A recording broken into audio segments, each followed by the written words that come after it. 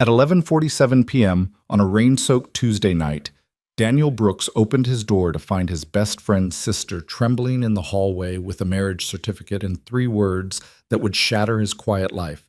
Be my husband. She had 72 hours, a courtroom deadline, a custody battle she couldn't win alone.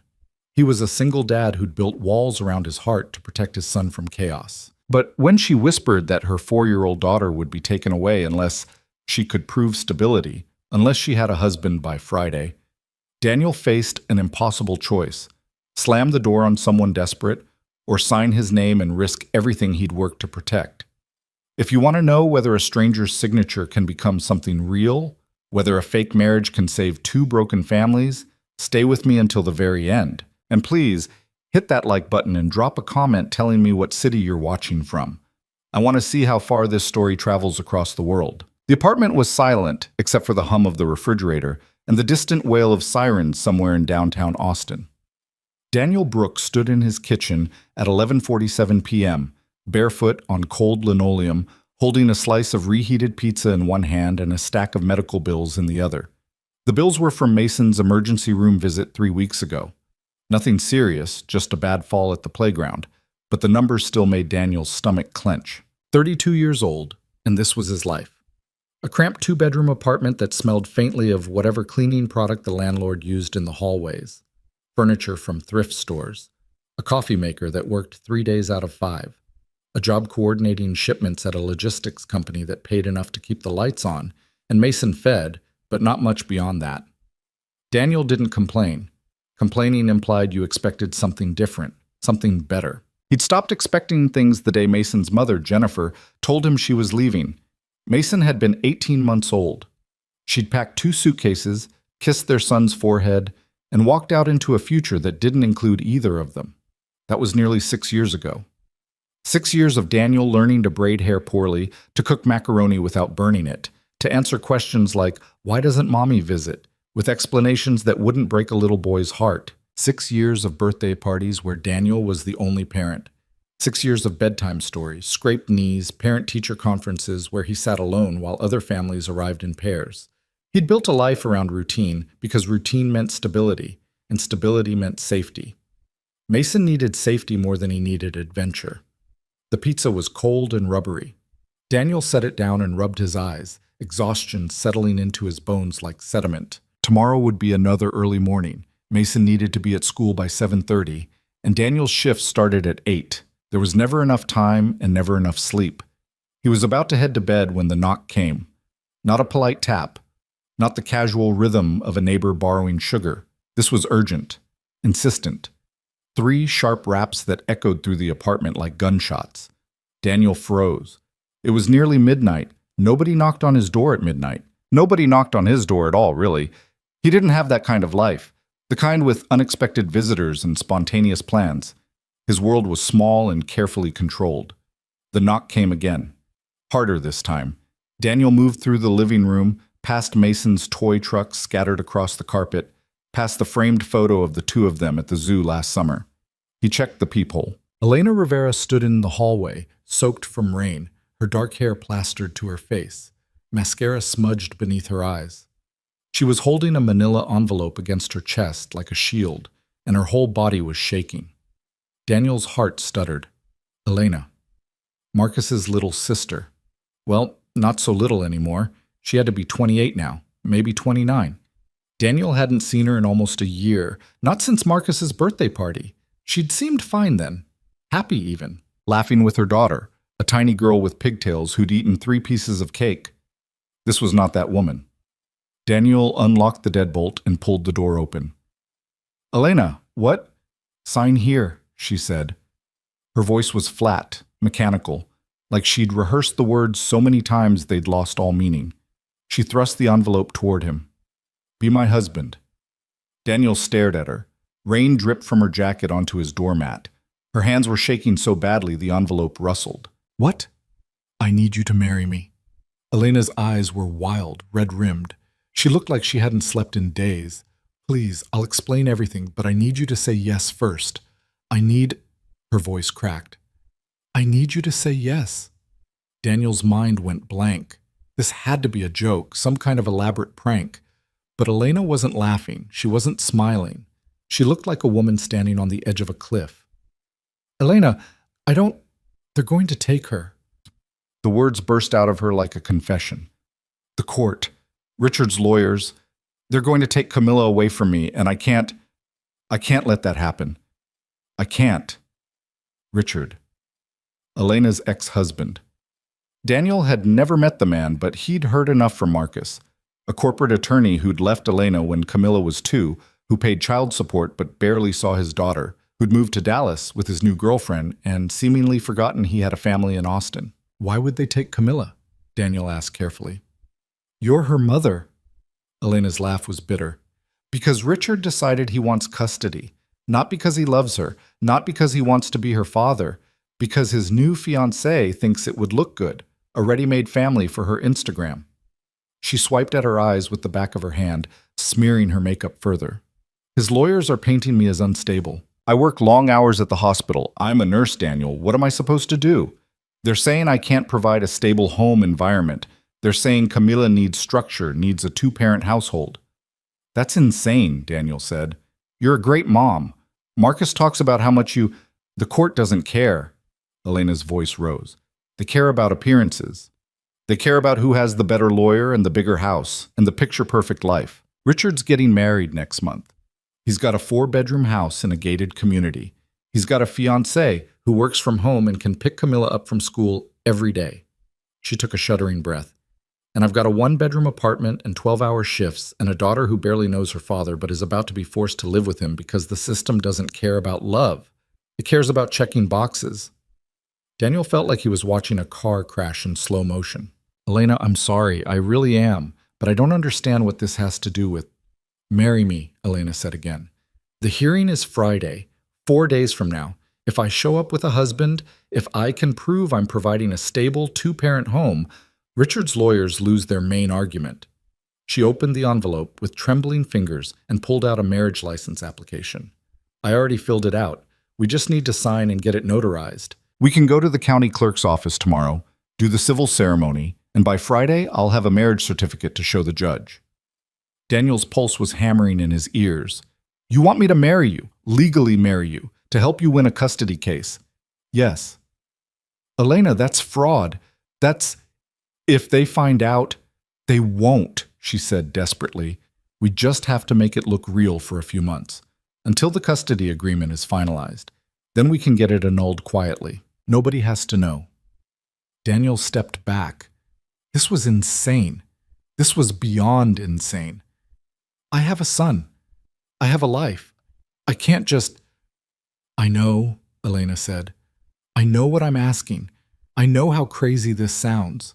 Her voice dropped to a whisper. But you're the only person I trust. You're Marcus's best friend. You're a good man.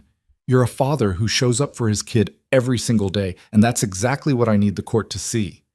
Tears were streaming down her face now. Please, Daniel, I'm begging you. I've tried everything else. I've talked to 3 different lawyers. I've applied for loans I can't afford to pay them. I've worked every extra shift I can get, and none of it matters because I'm not married. She clutched the envelope tighter. Camilla is my whole world. She's everything. And if Richard gets custody, if she has to live with him and that woman who doesn't even know her, it will destroy her. She'll think I abandoned her. She'll think I didn't fight for her. Elena's knees buckled slightly, and Daniel instinctively reached out to steady her. She grabbed his arm. I will do anything. Anything. Just please don't make me lose my daughter. The apartment was silent except for Elena's ragged breathing and the rain hammering against the windows. Daniel's mind was spinning. This was wrong on every level. Marriage wasn't something you used as a legal strategy. It wasn't a tool or a trick. It was real. It meant something. But then he thought about Mason. About what he would do if someone tried to take his son away. About the lengths he would go to, the laws he would break, the lies he would tell. He would burn the world down. And Elena was asking him for a signature. That was all. Just a name on a piece of paper.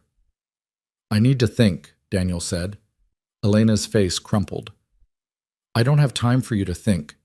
The hearing is Friday. Tomorrow I need to file the marriage license. Wednesday we do the ceremony. Thursday I meet with my lawyer to prepare. There's no time. Elena, please. She was sobbing now, openly, her whole body shaking. Please, Daniel, you're my last chance. You're Camila's last chance. Daniel looked at this woman, this desperate, terrified mother, and felt something crack in his chest. He thought about Marcus, his best friend since college, who would lose his mind if he knew Elena was here, asking this. He thought about the risk, the legal consequences, the way this could blow up his carefully constructed life. And then he thought about a 4-year-old girl he'd only met once, a little kid with pigtails and a dinosaur backpack, who was about to be ripped away from the only parent who'd ever truly loved her. Come inside, Daniel said quietly. Elena's eyes went wide. Does that mean? Come inside, Daniel repeated. We need to talk through this properly, and you need to dry off before you catch pneumonia. Elena stepped over the threshold, dripping rainwater onto the carpet. Daniel closed the door behind her and wondered if he'd just made the biggest mistake of his life, or the most important decision. They sat at Daniel's tiny kitchen table, Elena wrapped in one of Daniel's old hoodies, her hands cupped around a mug of tea she wasn't drinking. The marriage license application lay between them like a loaded gun. Daniel had checked on Mason first. His son was sound asleep, curled up with the stuffed elephant he'd had since he was a baby. The kid could sleep through anything. Daniel envied that sometimes. Now he sat across from Elena, studying her face in the dim kitchen light. The mascara smudges made her look younger, more vulnerable. She'd been crying on and off for the past 10 minutes, apologizing between sobs, saying she shouldn't have come. She was asking too much. But she hadn't left, and Daniel hadn't sent her away. Tell me everything, Daniel said. From the beginning. Elena took a shaky breath. Richard and I got divorced 3 years ago. He didn't fight for custody then. He was too busy with his career, his new life. I thought that was the end of it. I thought Camilla and I could just move forward. She traced the rim of her mug with one finger. 6 months ago, Richard met Stephanie, his fiancée. She's 34, never been married, no kids, and apparently she decided she wants the whole package: wedding, house, family. But she doesn't want to wait around for babies. So they want Camilla, Daniel said. Richard filed for primary custody 8 weeks ago, out of nowhere. He's barely seen Camila in 3 years, and suddenly he's father of the year, fighting for his daughter. Elena's voice was thick with bitterness. His lawyers are good, really good. They've been building a case about my fitness as a mother. Based on what? Based on the fact that I work long hours, that I can barely afford my apartment, that Camilla's in daycare most days instead of with me. Elena's hands clenched around the mug. They've got photos of me coming home at midnight after double shifts. They've got documentation of every time I was late, picking Camilla up from daycare because of traffic or emergencies at the hospital. She looked up at Daniel, her eyes hollow. They're making me look neglectful, like I don't have time for my daughter. And the worst part is, sometimes it feels true. I'm exhausted all the time. I miss bedtimes. I miss school events. I'm doing everything I can just to keep us afloat. And it's still not enough. You're doing your best, Daniel said. Any judge should see that. Judges see what lawyers show them, Elena said. And Richard's lawyer is very good at his job. He's painting a picture of Camila living in chaos with me. Late dinners, constantly changing babysitters, no stability. And then there's Richard's picture-perfect setup. Big house, stay-at-home stepmom, private school, music lessons. She set down the mug with a thud. My lawyer told me last week that I'm probably going to lose, unless something changes.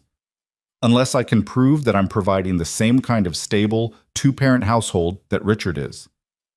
Hence the marriage, Daniel said. Hence the marriage. Elena pulled the application closer. I know how this sounds. I know what I'm asking you to risk, but I've run out of options. I've tried everything else. Daniel leaned back in his chair, his mind racing. Walk me through the logistics. We get married tomorrow? We file the application tomorrow. There's a 72-hour waiting period in Texas, but we can request a waiver for urgent circumstances. My lawyer can help with that. Elena's voice was steadier now, more focused. Wednesday, we do the civil ceremony at the courthouse. It takes 20 minutes. Then we have a marriage certificate. And then? Then you move in with me. Elena said it like it was simple, like people did this every day. You and Mason, we need to show that we're living together, functioning as a family unit. My lawyer will prep us on what to say, how to act. The hearing is Friday morning. If the judge believes we're legitimate, Richard's case falls apart.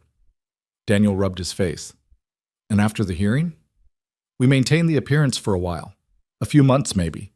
Until the custody agreement is finalized and Richard's lawyers move on. Then we quietly file for annulment or divorce. You get your life back. What about Mason? Daniel asked. What about the impact on him? Elena flinched. I've thought about that. I know this isn't fair to him either, and I know this is selfish. I'm betting that a few months of adjustment is worth saving Camilla from years with a father who doesn't really want her. She met Daniel's eyes. I'm not asking you to lie to Mason. We can tell him the truth, age appropriately, that you're helping a friend, that it's temporary. Kids are resilient. Daniel thought about his son, 7 years old, asking questions about everything, noticing details adults missed. Mason's going to know something's off. Probably, Elena admitted. But he's also going to see 2 adults trying to help a little girl. That's not the worst lesson. She had a point. But Daniel still felt like he was standing at the edge of a cliff, being asked to jump. What if they investigate?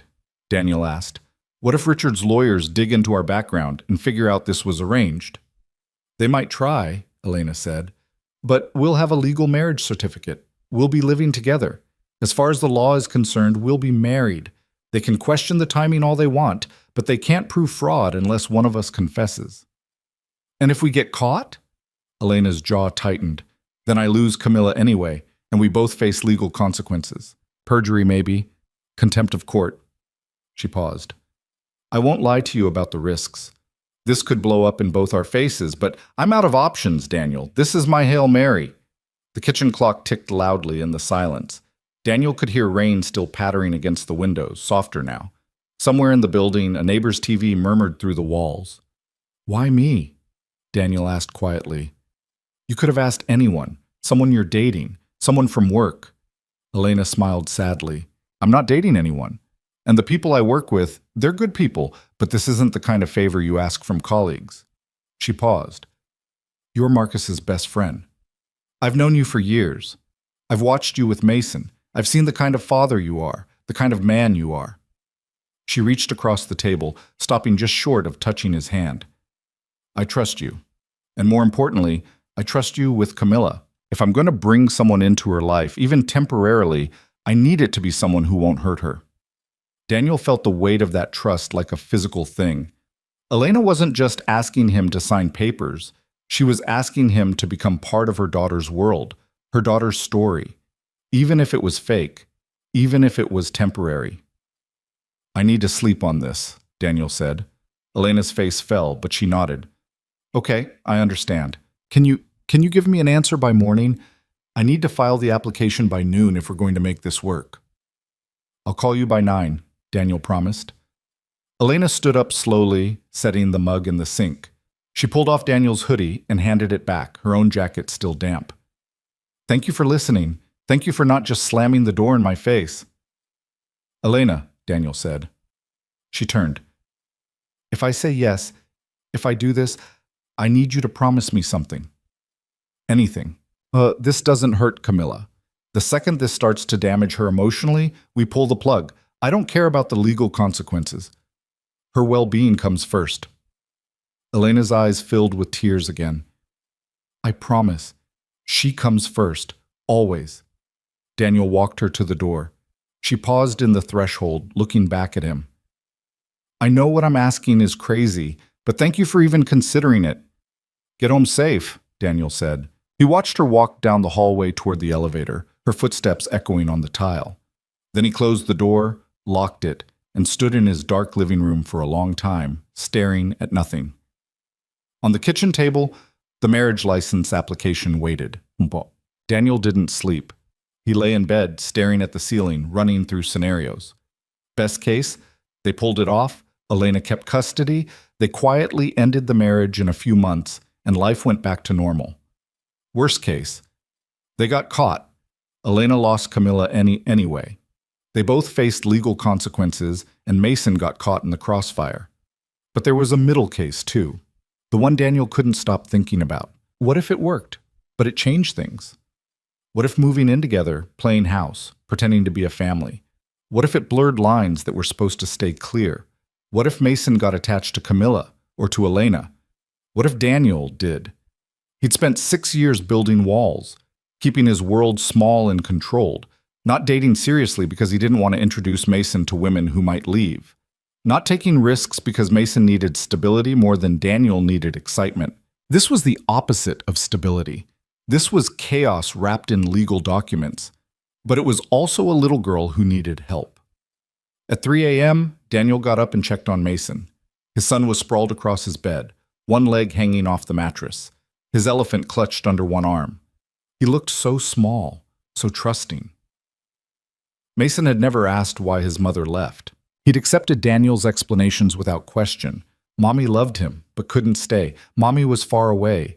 Mommy wanted him to be happy. Simple truths that didn't explain the complicated reality. What would Daniel tell Mason about Elena? About suddenly having a wife and a stepdaughter? He could tell the truth, that they were helping a friend, that it was temporary. Mason was smart enough to understand, at least partially.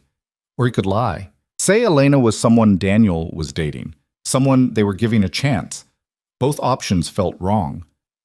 Daniel went back to bed and finally fell asleep around 4:30 a.m., his alarm set for 6 tab.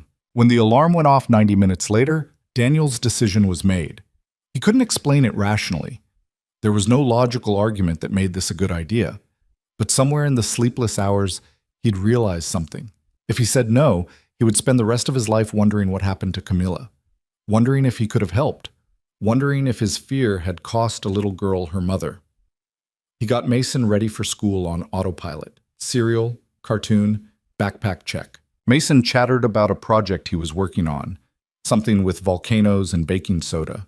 Daniel nodded and smiled and tried to focus, but his mind was already 3 steps ahead. After dropping Mason at school, Daniel sat in his car in the parking lot and called Elena. She answered on the first ring. "Daniel?" "I'll do it," he said. No preamble, no hesitation. "I'll marry you." Elena's breath caught. "You will? You're sure?" "I'm not sure of anything," Daniel admitted. "But I'm saying yes anyway." He could hear her crying through the phone. "Thank you. God, thank you. I don't know how to—" "Don't thank me yet," Daniel said. We haven't even started. This could still blow up in our faces."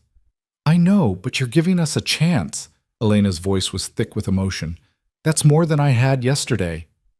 "Where do we start?" Daniel asked. "County clerk's office. Noon. I'll text you the address."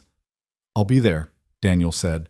He ended the call and sat in his car, watching parents drop off kids, watching life continue normally around him while his own world tilted sideways. His phone buzzed. Elena's text. 1510 San Antonio Street. Bring your ID and birth certificate. Daniel typed back. "See you there." Then he sat for another 5 minutes, his hands on the steering wheel, wondering if he was brave or just stupid. Probably both. The Travis County Clerk's office was crowded and bureaucratic, full of people waiting in plastic chairs and fluorescent lighting that made everyone look slightly ill. Daniel arrived at 11:55 a.m. and found Elena already there, pacing near the entrance. She'd cleaned up since last night. Fresh clothes, makeup covering the dark circles under her eyes, hair pulled back in a neat ponytail. She looked professional, put together, like someone who had her life under control. The performance had already started. "Hey," Daniel said. "Hey." Elena managed a small smile. "You came." "I said I would." They stood there for a moment, awkward, before Elena pulled out the marriage license application. "I filled out most of it last night. You just need to add your information and sign." Daniel took the paper. His hands didn't shake as he wrote his full name, his birth date, his social security number. It felt surreal, applying to marry someone he barely knew, for reasons that had nothing to do with love. But he signed anyway. They joined the line for the clerk's window. Around them, other couples waited, some excited, some nervous, some looking as shell-shocked as Daniel felt. He wondered how many of them were doing this for the right reasons. How many were making mistakes they'd regret? How many were making mistakes that might save someone? "Next," the clerk called. Elena and Daniel stepped forward together. The clerk, a tired-looking woman in her 50s, barely glanced at them. Marriage license? Elena handed over the application and their IDs. The clerk typed information into her computer with methodical efficiency, asking occasional questions in a monotone. Had either of them been married before? Yes, both. Daniel to Jennifer, Elena to Richard. Were they here of their own free will? Yes. Yes. And there's a 72-hour waiting period, the clerk said. You can apply for a waiver if you have urgent circumstances. We need the waiver, Elena said smoothly. I have documentation from my attorney. She pulled out a letter on law firm letterhead, explaining the custody hearing and the urgent need for the marriage license. The clerk read it with the same bored expression she'd maintained throughout the entire interaction. This should qualify, she said, but the judge will need to approve it. Might take a few hours. That's fine, Elena said. Whatever it takes. The clerk processed the paperwork, stamped several forms, and handed them a receipt. Wait over there. We'll call you when the waiver's approved. Daniel and Elena found seats in the waiting area. The plastic chairs were uncomfortable, and the air conditioning was too cold. Daniel crossed his arms and tried not to think about what he was doing. You okay? Elena asked quietly. Ask me tomorrow, Daniel said. She smiled slightly. Fair enough. They waited for 2 hours. During that time, they barely spoke. Elena checked her phone obsessively. Daniel watched other couples come and go, some leaving with marriage licenses, some leaving alone. He tried to imagine what his life would look like a week from now, living in Elena's apartment with Mason, pretending to be a husband, learning to navigate someone else's routines, someone else's child. It felt impossible. Finally, the clerk called their names. Waiver approved. You can proceed with the ceremony on Wednesday. Elena squeezed Daniel's hand. Thank you, she whispered. They scheduled the civil ceremony for Wednesday at 10 a.m., 15 minutes, the clerk said. Bring 2 witnesses if possible, but the court could provide them if necessary. When they walked out into the parking lot, Elena turned to Daniel. I know this is moving fast. I know you're probably second-guessing everything. Little bit, Daniel admitted. Wednesday morning, we get married. Wednesday afternoon, you and Mason move in. Thursday, my lawyer preps us for the hearing. Friday. Elena's voice wavered. Friday, we find out if this was all worth it. Daniel nodded slowly. I need to talk to Mason. Explain what's happening. What will you tell him? The truth, Daniel said. Age-appropriate version, that we're helping you and Camila, that it's temporary but important. Elena's eyes glistened. Thank you for not lying to him. I don't lie to my kid, Daniel said, even when it would be easier. They stood there in the parking lot, 2 people who'd just committed to legally binding themselves together for reasons that had nothing to do with love and everything to do with desperation. I should get back to work, Daniel said finally. I'll need to request time off for Wednesday and Friday. I'll text you my address, Elena said, for Wednesday, after the ceremony. Daniel nodded and headed toward his car. Halfway there, Elena called his name. He turned. I meant what I said last night, she said. I trust you, with this, with Camila. That matters more to me than you probably realize. Daniel didn't know what to say to that, so he just nodded again and got in his car. As he drove back to work, his phone buzzed with Elena's text. 2440 Ridgepoint Drive, apartment 3B. See you Wednesday. Wednesday, 2 days away. 2 days until Daniel Brooks became a married man again. 2 days until his carefully controlled life got turned completely upside down. He thought about calling Marcus, telling his best friend what was happening, but Marcus would lose his mind. He'd try to talk Daniel out of it, and Daniel wasn't sure his resolve was strong enough to withstand that kind of pressure. Better to tell him after. When it was done. When there was no going back. That evening, after picking Mason up from school and sitting through dinner and homework, Daniel finally told his son what was happening. They sat on Mason's bed, surrounded by stuffed animals and action figures, the nightlight casting soft shadows on the walls. Mason looked up at Daniel with those wide, trusting eyes that made Daniel's heart ache. Buddy, I need to talk to you about something important, Daniel said. Mason immediately looked worried. Am I in trouble? No, nothing like that. Daniel took a breath. You remember my friend Marcus, Uncle Marcus? Mason nodded. Marcus visited sometimes, bringing donuts and playing video games that Daniel thought were too violent, but never had the heart to ban. Well, Uncle Marcus has a sister named Elena, and she has a daughter about your age named Camilla. Okay, Mason said slowly. Elena needs some help right now, Daniel continued carefully. She's having some problems with Camilla's dad. They're divorced, and he's trying to take Camilla away. Elena asked me to help her. Mason frowned. How can you help? This was the hard part. Daniel had rehearsed this conversation in his head a dozen times, and it still felt inadequate. Elena and I are going to get married, Daniel said, but it's not like a regular marriage. We're doing it to help her show the court that she can take good care of Camilla. It's temporary, just for a little while. Mason stared at him. You're getting married? To someone who's not mom? Daniel's chest tightened. Your mom and I got divorced a long time ago, buddy. Remember? I know, but Mason struggled with the words. Are you and Elena girlfriend and boyfriend? No, Daniel said honestly. We're friends. Good friends. And I'm helping her because she needs it. So it's like pretend married?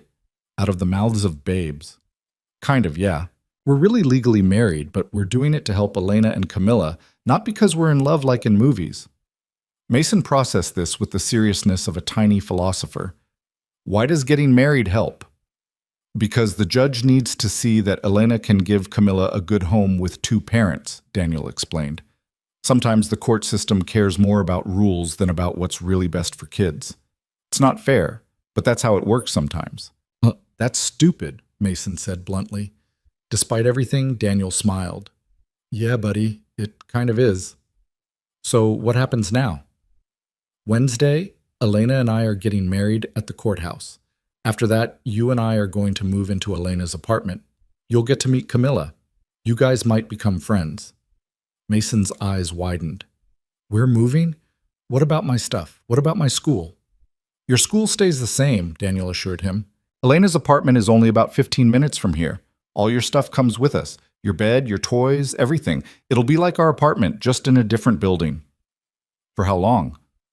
I don't know exactly, Daniel admitted. A few months, probably, until the court decides that Camilla gets to stay with Elena. Mason was quiet for a long time. Daniel waited, letting his son process. Finally, Mason asked, Is Camilla nice? I think so, Daniel said. I've only met her once, but she seemed like a good kid. A little younger than you. I think she'd like having a friend. What if I don't like her? Then we'll deal with that, Daniel said. But I'm asking you to try, to be kind, to remember that she's probably scared and confused too. Mason nodded slowly.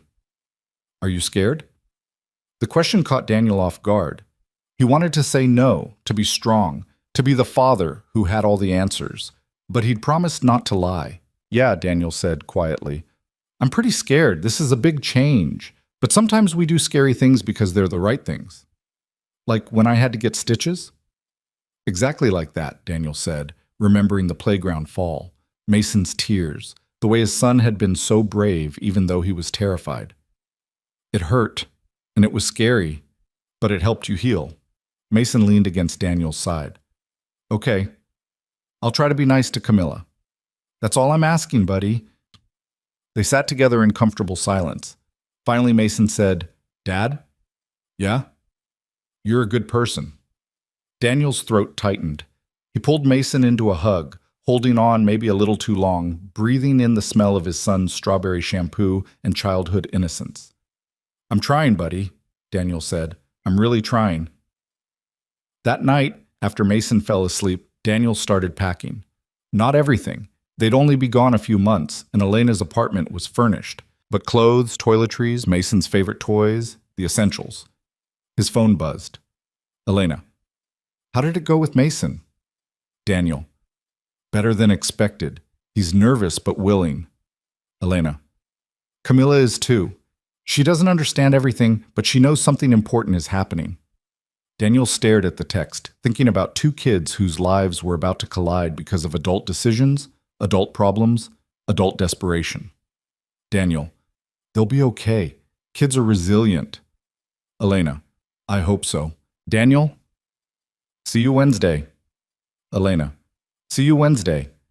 And Daniel, thank you for all of this. Daniel set down his phone and looked around his apartment. This place had been his sanctuary for 6 years. Small, cramped, imperfect, but his. Safe. Predictable. In 2 days, he was walking away from that safety. For a woman he barely knew. For a little girl he'd met once. For a gamble that might blow up in all their faces. Daniel finished packing and went to bed. Sleep came easier this time, maybe because the decision was made. There was no more wondering, no more second-guessing. Wednesday was coming, and with it, everything would change. Wednesday morning arrived with unexpected sunshine, the kind of bright Texas morning that felt wrong for what they were about to do.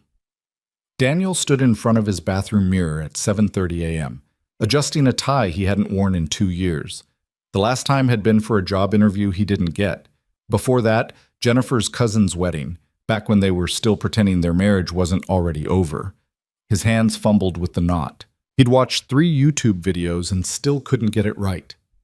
"Dad, you look weird," Mason said from the doorway, already dressed in the khakis and button-down shirt Daniel had laid out the night before.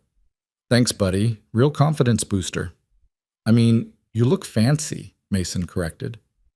"But weird fancy, like when you dressed up as a penguin for my school play." Daniel gave up on the tie and loosened it slightly. "Good enough. We're going to the courthouse, remember? We talked about this." "I remember."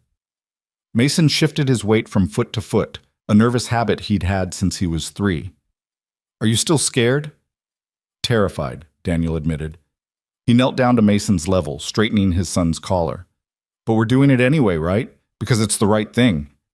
"Right thing," Mason echoed, though he didn't sound entirely convinced. They arrived at the Travis County Courthouse at 9:45 a.m. The building was imposing, all stone columns and American flags and the weight of bureaucracy.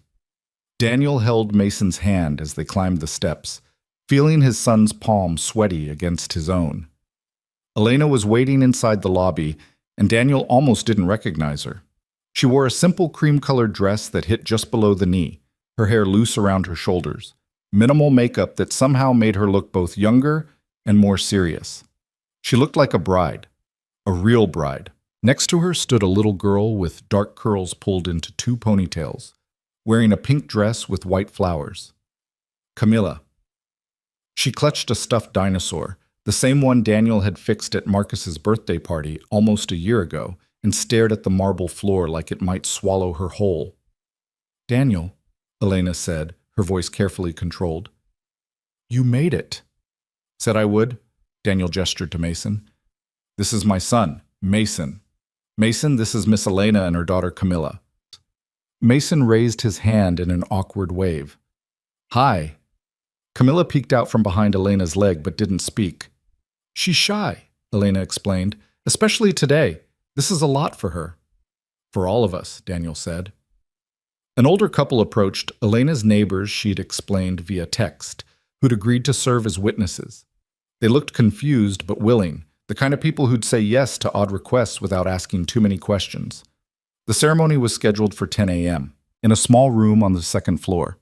They had 15 minutes to kill, so they sat on a wooden bench in the hallway, the 4 of them lined up like strangers waiting for a bus. Mason swung his legs, his feet not quite reaching the floor. Camilla whispered something to her dinosaur. "You okay?" Daniel asked Elena quietly. She nodded, but her hands were trembling in her lap. "Just ready to get this over with. Once we have the certificate, we're 1 step closer." "1 step closer to Friday," Daniel said. "1 step closer to keeping my daughter." A bailiff appeared at 9:58 a.m. and led them down a corridor to a small office that had been repurposed as a makeshift ceremony space. No flowers, no music, no romance. Just a county judge in his 60s sitting behind a desk, looking like he'd rather be anywhere else. "You must be the Brooks party," the judge said, not looking up from his paperwork. "This is the marriage between Daniel Brooks and Elena Rivera?" "Yes, Your Honor," Elena said. The judge finally looked at them, his expression neutral. "And these are your children?" "Yes," Daniel and Elena said simultaneously. The judge's eyes lingered on Mason and Camilla. "You two understand what's happening here today? Your parents are getting married." Mason nodded solemnly. Camilla hid behind her mother. "All right then." The judge gestured to the two chairs across from his desk. Let's proceed. Daniel and Elena sat. The witnesses stood behind them. The children stayed near the door, supervised by a clerk who'd appeared from nowhere. The ceremony took exactly 12 minutes. The judge read from a script in a monotone, asking the required questions. Did they enter into this marriage freely? Did they understand it was a legal binding contract? Did they promise to fulfill the obligations of marriage under Texas law? I do, Elena said. I do, Daniel said. The words felt surreal coming out of his mouth. I do. Two syllables that changed everything. The judge produced 2 rings, simple gold bands that Elena had bought at a pawn shop the day before, $20 each. They looked real enough. Daniel slipped one onto Elena's finger, and she did the same for him.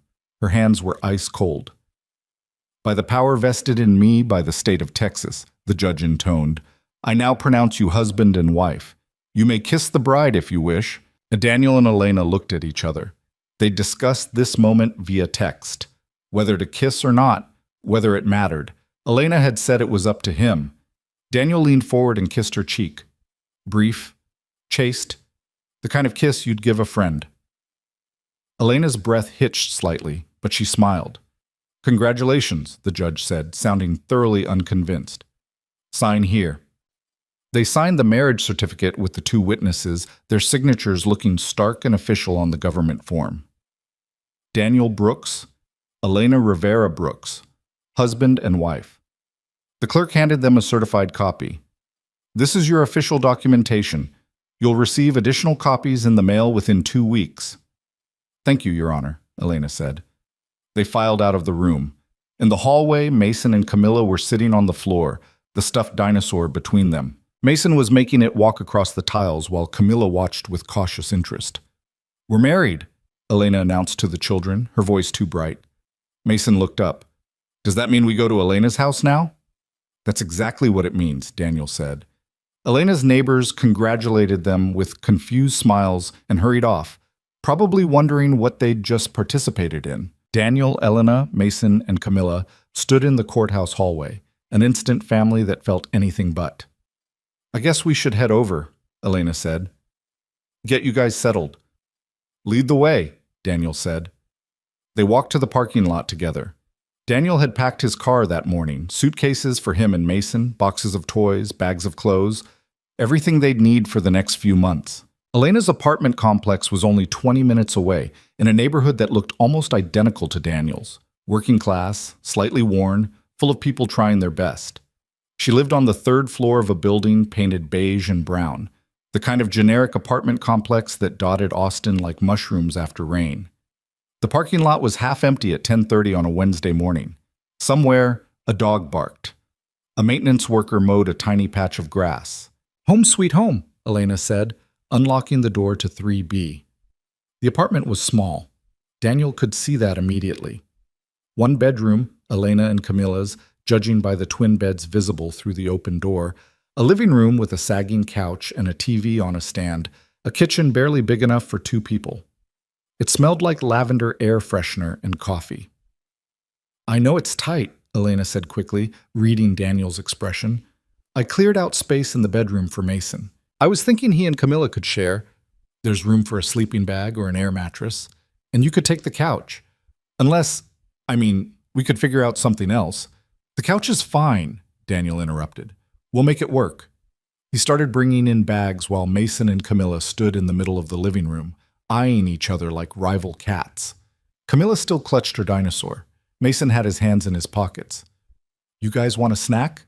Elena asked the children. I have apple slices and cookies.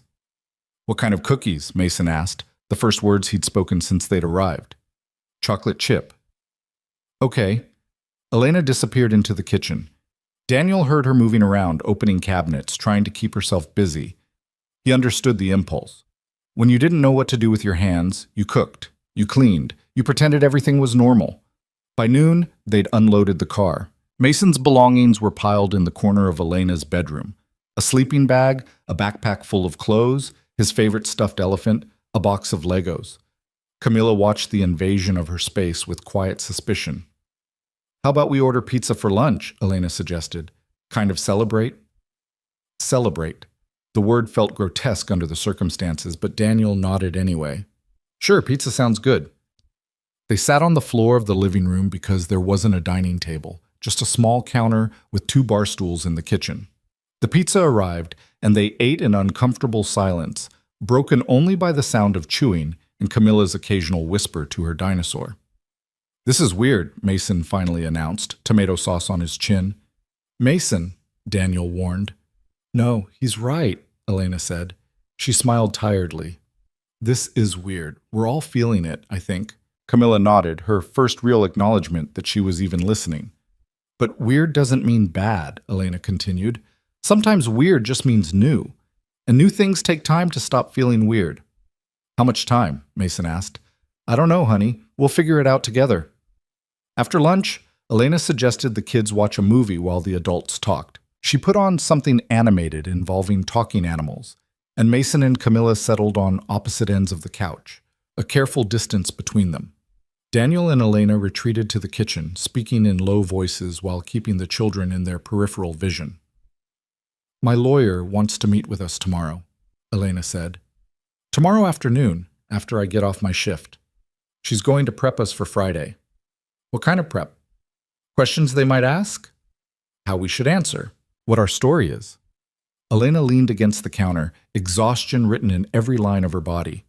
We need to know each other's histories, favorite foods, daily routines, how we met, when we decided to get married. The basics couples actually know about each other. Daniel rubbed his face. We've got less than 48 hours to become believable. I know. Elena's voice cracked slightly. I'm asking the impossible. I know that. We'll manage, Daniel said, with more confidence than he felt. We have to. They spent the rest of Wednesday afternoon doing exactly that, drilling each other with questions while the kids watched movies and slowly, tentatively started to play together. Daniel learned that Elena's favorite color was blue, that she'd wanted to be a veterinarian as a kid but couldn't afford vet school, that she took her coffee with cream and sugar, that she was allergic to shellfish, that her mother had died when she was 16 and her father had remarried someone Elena barely spoke to. Elena learned that Daniel had been a history major in college with vague dreams of teaching that he'd abandoned when Mason was born, that he couldn't cook anything more complicated than pasta, that he ran every morning at 5:30 a.m. because it was the only time he had to himself, that his parents lived in Oregon and he saw them maybe once a year, that he'd proposed to Jennifer after knowing her for 3 months because she was pregnant and he thought it was the right thing to do. They memorized dates. They invented a story about reconnecting at Marcus's birthday party, about Daniel offering to help with Camilla, about late-night phone calls that turned into something more. It was fiction, but they told it enough times that it started to feel almost real. By the time the sun set, they were both exhausted. The kids had transitioned from wary strangers to tentative playmates, building a Lego tower together in the bedroom. Mason was explaining something about structural integrity with the seriousness of a tiny engineer. Camilla listened, occasionally handing him pieces. They're doing okay, Elena observed, watching from the doorway. Better than us, Daniel said. That night, after putting the children to bed, Mason in the sleeping bag on the floor, Camilla in her twin bed, Daniel and Elena sat on the couch in the dim living room. The TV played something neither of them was watching. The apartment's thin walls meant they could hear neighbors talking, someone's music playing 2 floors up. I haven't shared a living space with someone since Richard left, Elena said quietly. I forgot what it's like, having to be aware of another person all the time. It's an adjustment, Daniel agreed. You're taking the couch. I feel terrible about that. I've slept on worse. Elena pulled a blanket over her legs. Can I ask you something? Yeah. Do you regret it? Saying yes? Daniel thought about it, about the courthouse, the rings, the certificate with their names, about Mason's nervous questions and Camilla's shy silence and the way his whole life had shifted sideways in less than a week. Ask me again on Saturday, he said finally, after the hearing. That's fair. They sat in silence for a while. Then Elena said, I'm going to make this right. After Friday, after custody is settled, I'll make sure you and Mason are taken care of. I'll pay you back for this somehow.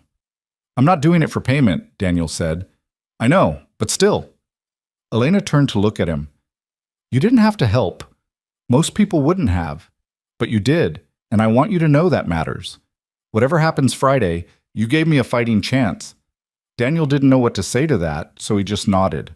They stayed up until almost midnight, going over their story one more time, until they could recite it in their sleep. Then Elena went to bed, and Daniel lay down on the couch with a pillow that smelled like lavender and stared at the ceiling of an apartment that wasn't his, in a life that didn't feel real. Somewhere in the bedroom, Mason coughed in his sleep. Camilla whispered something to her dinosaur. Normal sounds of children sleeping, children dreaming, children oblivious to the adult machinations surrounding them. Daniel closed his eyes and tried to sleep. Tomorrow they'd meet with the lawyer. Friday, they'd face the judge, and then they'd know if any of this had been worth it. Thursday arrived gray and humid, threatening rain that never quite came. Elena left for her shift at the hospital at 6 a.m., moving quietly through the apartment while Daniel pretended to sleep on the couch. He heard her in the kitchen, making coffee, checking on Camilla, gathering her things. The door closed with a soft click at 6:07. Daniel got up and started the morning routine. Wake Mason. Make breakfast. Get both kids ready for school, or in Camilla's case, daycare. Elena had left detailed instructions on the counter. Camilla's daycare was called Sunshine Academy. Drop-off was between 7:30 and 8 o'clock. Her lunch was packed in the pink lunchbox in the fridge. She needed her dinosaur, or she'd cry. "I don't want to go to daycare," Camilla announced at 7:15, her arms crossed. "I know, sweetheart," Daniel said, using the same gentle voice he used when Mason was being difficult. "But your mom has to work, and I have to take Mason to school. I want my mom. She'll pick you up this afternoon, I promise." Camilla's lower lip trembled. Daniel braced himself for tears, but Mason intervened. "Daycare's fun," Mason said with the authority of someone who'd never actually been to daycare. "They have toys and stuff, and you get to see your friends." Camilla considered this. "I don't have friends."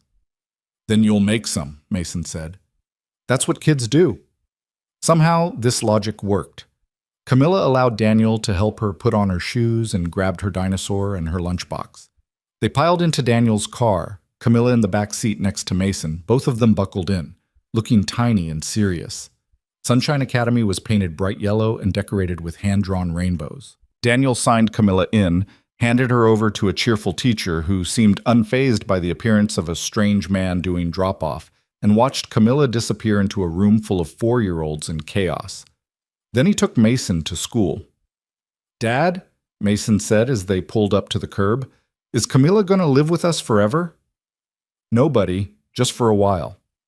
"How long is a while?" "I don't know exactly. A few months probably." Mason unbuckled his seatbelt slowly. "What if I like her? What if I don't want her to leave?" The question hit Daniel like a punch to the chest. He'd been so worried about whether the kids would get along, he hadn't considered what would happen when they did, when they bonded, when separation became painful instead of relief. "Then we'll deal with that when it happens," Daniel said carefully. "But right now we're just trying to help her and her mom, okay?"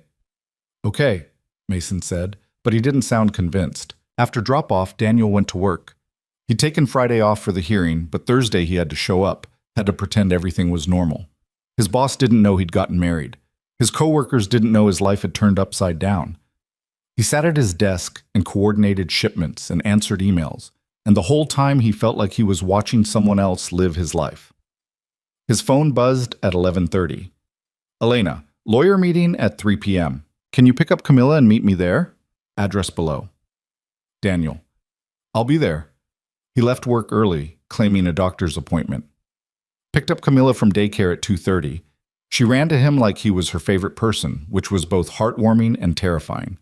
Picked up Mason from school at 2:45.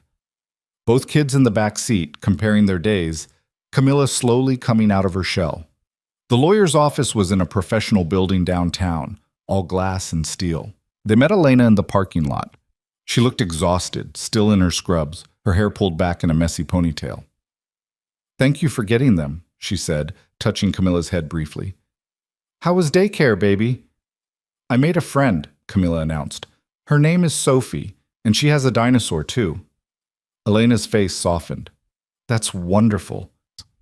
They brought the kids into the waiting room. There were toys and coloring books, and left them under the supervision of a receptionist who seemed used to this arrangement. Then they followed the lawyer, Margaret Chen, into a conference room. Margaret was in her 50s, sharp-eyed and no nonsense. She laid out a stack of documents on the table and got straight to business. "Tomorrow is going to be difficult," she said. "Richard's attorney is going to try to prove that your marriage is fraudulent, that you rushed into it specifically to influence the custody decision." "Which is true," Daniel said. Margaret's expression didn't change. "Legally, it doesn't matter why you got married, as long as the marriage itself is legitimate. You obtained a valid license. You had a legal ceremony. You're living together. As far as the state of Texas is concerned, you're married." She pulled out a list of questions. "Richard's attorney is going to ask about your relationship history, how you met, when you started dating, why you decided to get married so quickly." For the next hour, she grilled them, every question designed to trip them up, to find inconsistencies. Daniel and Elena answered in tandem, sticking to their script. Margaret poked holes, pointed out contradictions, made them start over. "You need to sound natural," she said, "not rehearsed. If you sound like you memorized answers, the judge will notice." They practiced until their throats were dry and their brains hurt. Margaret finally sat back. "Better," she said. "Not perfect, but better. The key tomorrow is to stay calm. Don't get defensive.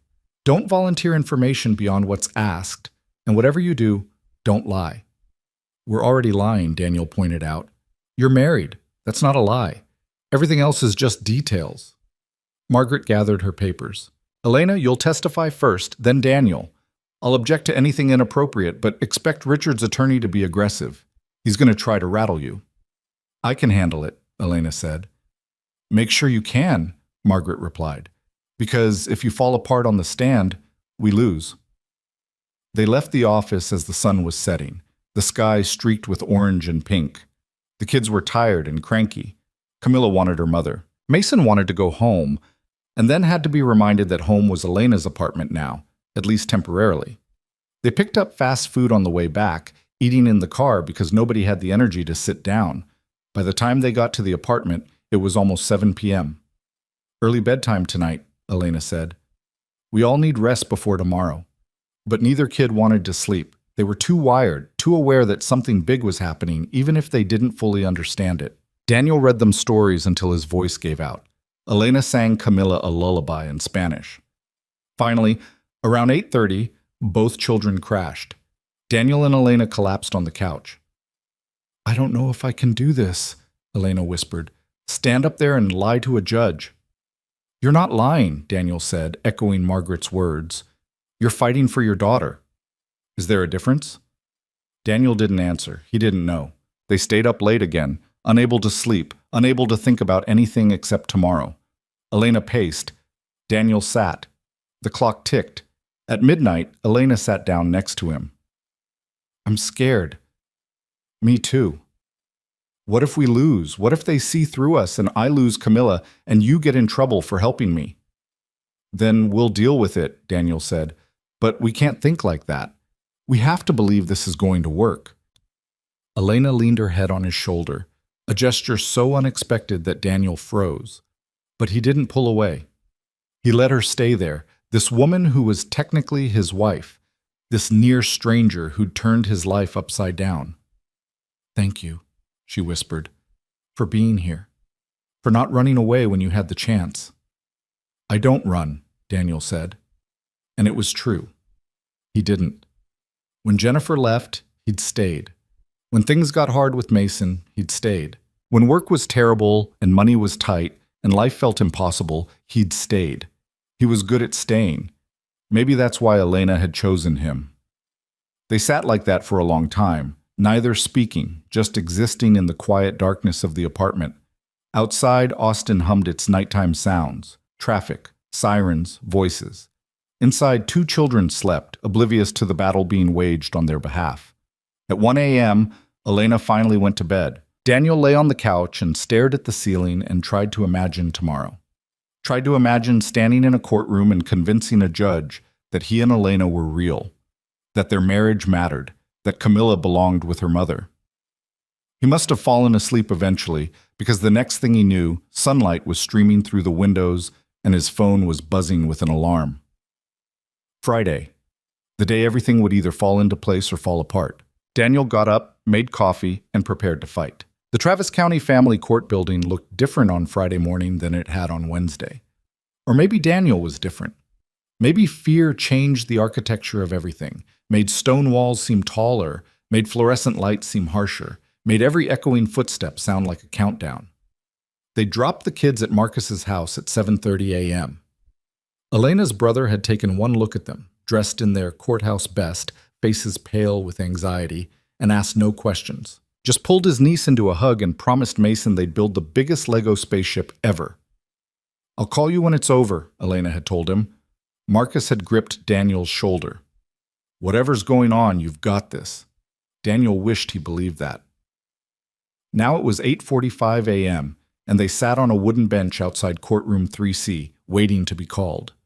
Elena wore the same cream dress from their wedding, as if repeating the outfit might bring them luck. Daniel had managed the tie this time, though it felt like a noose. Margaret sat beside them, reviewing notes, occasionally murmuring instructions they'd already heard a dozen times. "Don't fidget. Make eye contact. Answer only what's asked. Remember, you're married. You love each other. You're building a family." The lies felt heavier in the courthouse than they had in the apartment. At 8:52, Richard arrived. Daniel had never met Elena's ex-husband, but he recognized him immediately from Elena's descriptions. Mid-30s, expensive suit, the kind of haircut that cost more than Daniel spent on groceries in a week. He walked with the confidence of a man who expected to win, flanked by an attorney who looked equally polished and equally expensive. Behind them came a woman Daniel assumed was Stephanie, blonde, put together, wearing heels that clicked against the marble floor like a metronome. She had her hand on Richard's arm, playing the role of supportive fiancé. Elena's entire body tensed when she saw them. "Don't," Margaret said quietly. "Don't react. Don't engage." Richard's eyes found Elena across the hallway. He smiled. It wasn't kind. Then his gaze shifted to Daniel, assessing, calculating. Daniel met it steadily, refusing to look away first. This was the man who'd walked away from Camilla. The man who was trying to take her from the only parent who'd actually raised her. Daniel felt something cold and fierce settle in his chest. Richard said something to his attorney, who glanced at Daniel and smirked. "All rise. Court is now in session. The Honorable Judge Patricia Morrison presiding." The bailiff's voice carried through the open courtroom doors. Margaret stood. "That's us." The courtroom was smaller than Daniel expected, more intimate. Wooden pews like a church, a judge's bench that seemed designed to loom, windows that let in weak morning light. It smelled like old paper and floor polish and the anxiety of 1,000 families who'd fought their battles here. Judge Morrison was a black woman in her late 50s, gray streaking her hair, reading glasses perched on her nose. She looked tired, like she'd seen too many cases like this one, heard too many lies, signed too many orders that broke hearts. "Case number 2024-FC-8847, she read from a file. "Rivera versus Rivera. Petition for modification of custody arrangement. Are both parties present?" "Yes, Your Honor," Margaret said. "Yes, Your Honor." Richard's attorney, a man named Thomas Westbrook, according to his introduction, replied smoothly. The judge looked up. "This is a custody modification hearing. The petitioner, Richard Rivera, is seeking primary custody of the minor child, Camilla Rivera, currently in the custody of the respondent, Elena Rivera. Mr. Westbrook, you may present your opening statement." Westbrook stood. He was good. Daniel could tell within 30 seconds, the kind of lawyer who knew exactly how to make reasonable sound righteous. "Your Honor, my client is a devoted father who has watched his daughter grow up from a distance, not by choice, but by circumstance. When Mr. Rivera and Ms. Rivera divorced 3 years ago, they agreed to a custody arrangement that seemed appropriate at the time. Ms. Rivera would have primary custody, Mr. Rivera would have visitation rights." Westbrook paced slightly, hands behind his back. "But circumstances change. Ms. Rivera works 12-hour shifts at Austin Memorial Hospital, often at night. Camila is in daycare from 7 in the morning until 6 at night, sometimes later. Ms. Rivera is doing her best, we acknowledge that, but her best is leaving this child without consistent parental presence, without stability, without the foundation every 4-year-old needs." He gestured toward Richard and Stephanie. My client has recently become engaged to Ms. Stephanie Walsh, a marketing consultant who works from home. Together, they've purchased a 4-bedroom house in a family-friendly neighborhood with excellent schools. Mr. Rivera is prepared to provide Camilla with her own room, a stable daily routine, a 2-parent household, and the attention she deserves. Westbrook paused for effect. This isn't about who loves Camilla more. It's about what's best for her. And what's best is a home where she's not spending 60 hours a week in institutional care while her mother works to survive. He sat down. The words hung in the air like poison. Margaret stood. Her opening was shorter, sharper. Your Honor, what Mr. Westbrook describes as instability, I call sacrifice. Ms. Rivera is a single mother who has raised her daughter alone for 3 years while Mr. Rivera paid child support and saw Camilla perhaps once a month, if that. She works long hours because she has to, because she's the only parent who showed up. Margaret's voice was calm but fierce. And circumstances have changed for Miss Rivera as well. She recently married Mr. Daniel Brooks, a loving father himself, who has welcomed Camilla into his home and his life. This case is not about a struggling single mother anymore. It's about a stable, 2-parent household fighting to keep the child who has known no other home. She glanced at Elena. Ms. Rivera is a good mother. She has been from the beginning, and now she has a partner to help carry that weight. Camilla belongs with the parent who has loved her every single day of her life, not the parent who suddenly decided she might fit into his new picture-perfect life. Margaret sat. Judge Morrison made a note in her file. Mr. Westbrook, call your first witness. The petitioner calls Richard Rivera to the stand. Richard stood, buttoned his suit jacket, and walked to the witness stand with the ease of someone who'd done this before. Not in courtrooms, but in boardrooms, conference rooms, anywhere he needed to perform confidence. He was sworn in. Westbrook began the examination. Mr. Rivera, can you tell the court about your relationship with your daughter? Camilla is my world, Richard said, and he sounded sincere. Daniel wondered if he actually believed it. I know I haven't been as present as I should have been these past few years. My career was demanding, and I was dealing with the aftermath of a difficult divorce. But I've always loved her. I've always wanted what's best for her. And what changed recently that made you petition for custody? Richard's expression softened.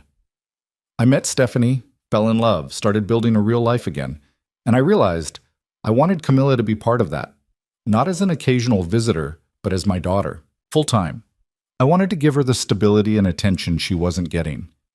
Can you describe the living situation you're prepared to offer? Richard described the house in detail. 4 bedrooms, a backyard, proximity to top-rated schools. He described Stephanie's willingness to be a mother figure, to handle school pickups and playdates, and all the things Elena's work schedule prevented. I can give Camilla everything she needs, Richard concluded. Not just material things, but time, presence, a real family. Westbrook sat down. Margaret stood for cross-examination. Mr. Rivera, you said you've always loved Camilla. How many times did you see her last year? Richard hesitated. I'm not sure of the exact number. More than 10 times. Probably not. More than 5? A longer pause. No. Margaret's voice was sharp. In 12 months, you saw your daughter fewer than 5 times. And you want this court to believe you're prepared to be a full-time father? I want the chance to be, Richard said. That's why I'm here. You pay child support, correct? Yes. The amount stipulated in your divorce agreement is $800 per month. Is that correct? Yes. Have you ever paid more than that? Voluntarily contributed to unexpected expenses? Medical bills? Daycare costs? Richard's jaw tightened. I pay what's legally required. So the answer is no. Margaret flipped through papers. Mr. Rivera, when did you decide you wanted primary custody? About 2 months ago. 2 months. And when did you meet Mrs. Walsh? 6 months ago. When did you get engaged? 3 weeks ago. Margaret let that sink in. So you've known your fiancé for 6 months, been engaged for 3 weeks, and now you want to uproot your daughter from the only home she's known to live with 2 people who are essentially strangers to her. Stephanie isn't a stranger, Richard protested. Camilla's met her. How many times? Richard faltered. Twice. Twice, Margaret repeated. And you think that's a foundation for parenting? She didn't wait for an answer. No further questions. Richard stepped down, his confidence slightly dented. Judge Morrison made more notes. Next witness, she said. Westbrook called Stephanie Walsh. She took the stand with poise, answered questions about her background, her career, her readiness to be a stepmother. She was articulate and warm, describing how much she looked forward to being part of Camilla's life, to helping Richard give her everything she deserved. Margaret's cross-examination was brief, but brutal. Ms. Walsh, have you ever been a parent before? No, but I'm ready to learn. Have you spent significant time with children? I have nieces and nephews. How old are they? Teenagers. So you have no experience with 4-year-olds? Stephanie's smile strained.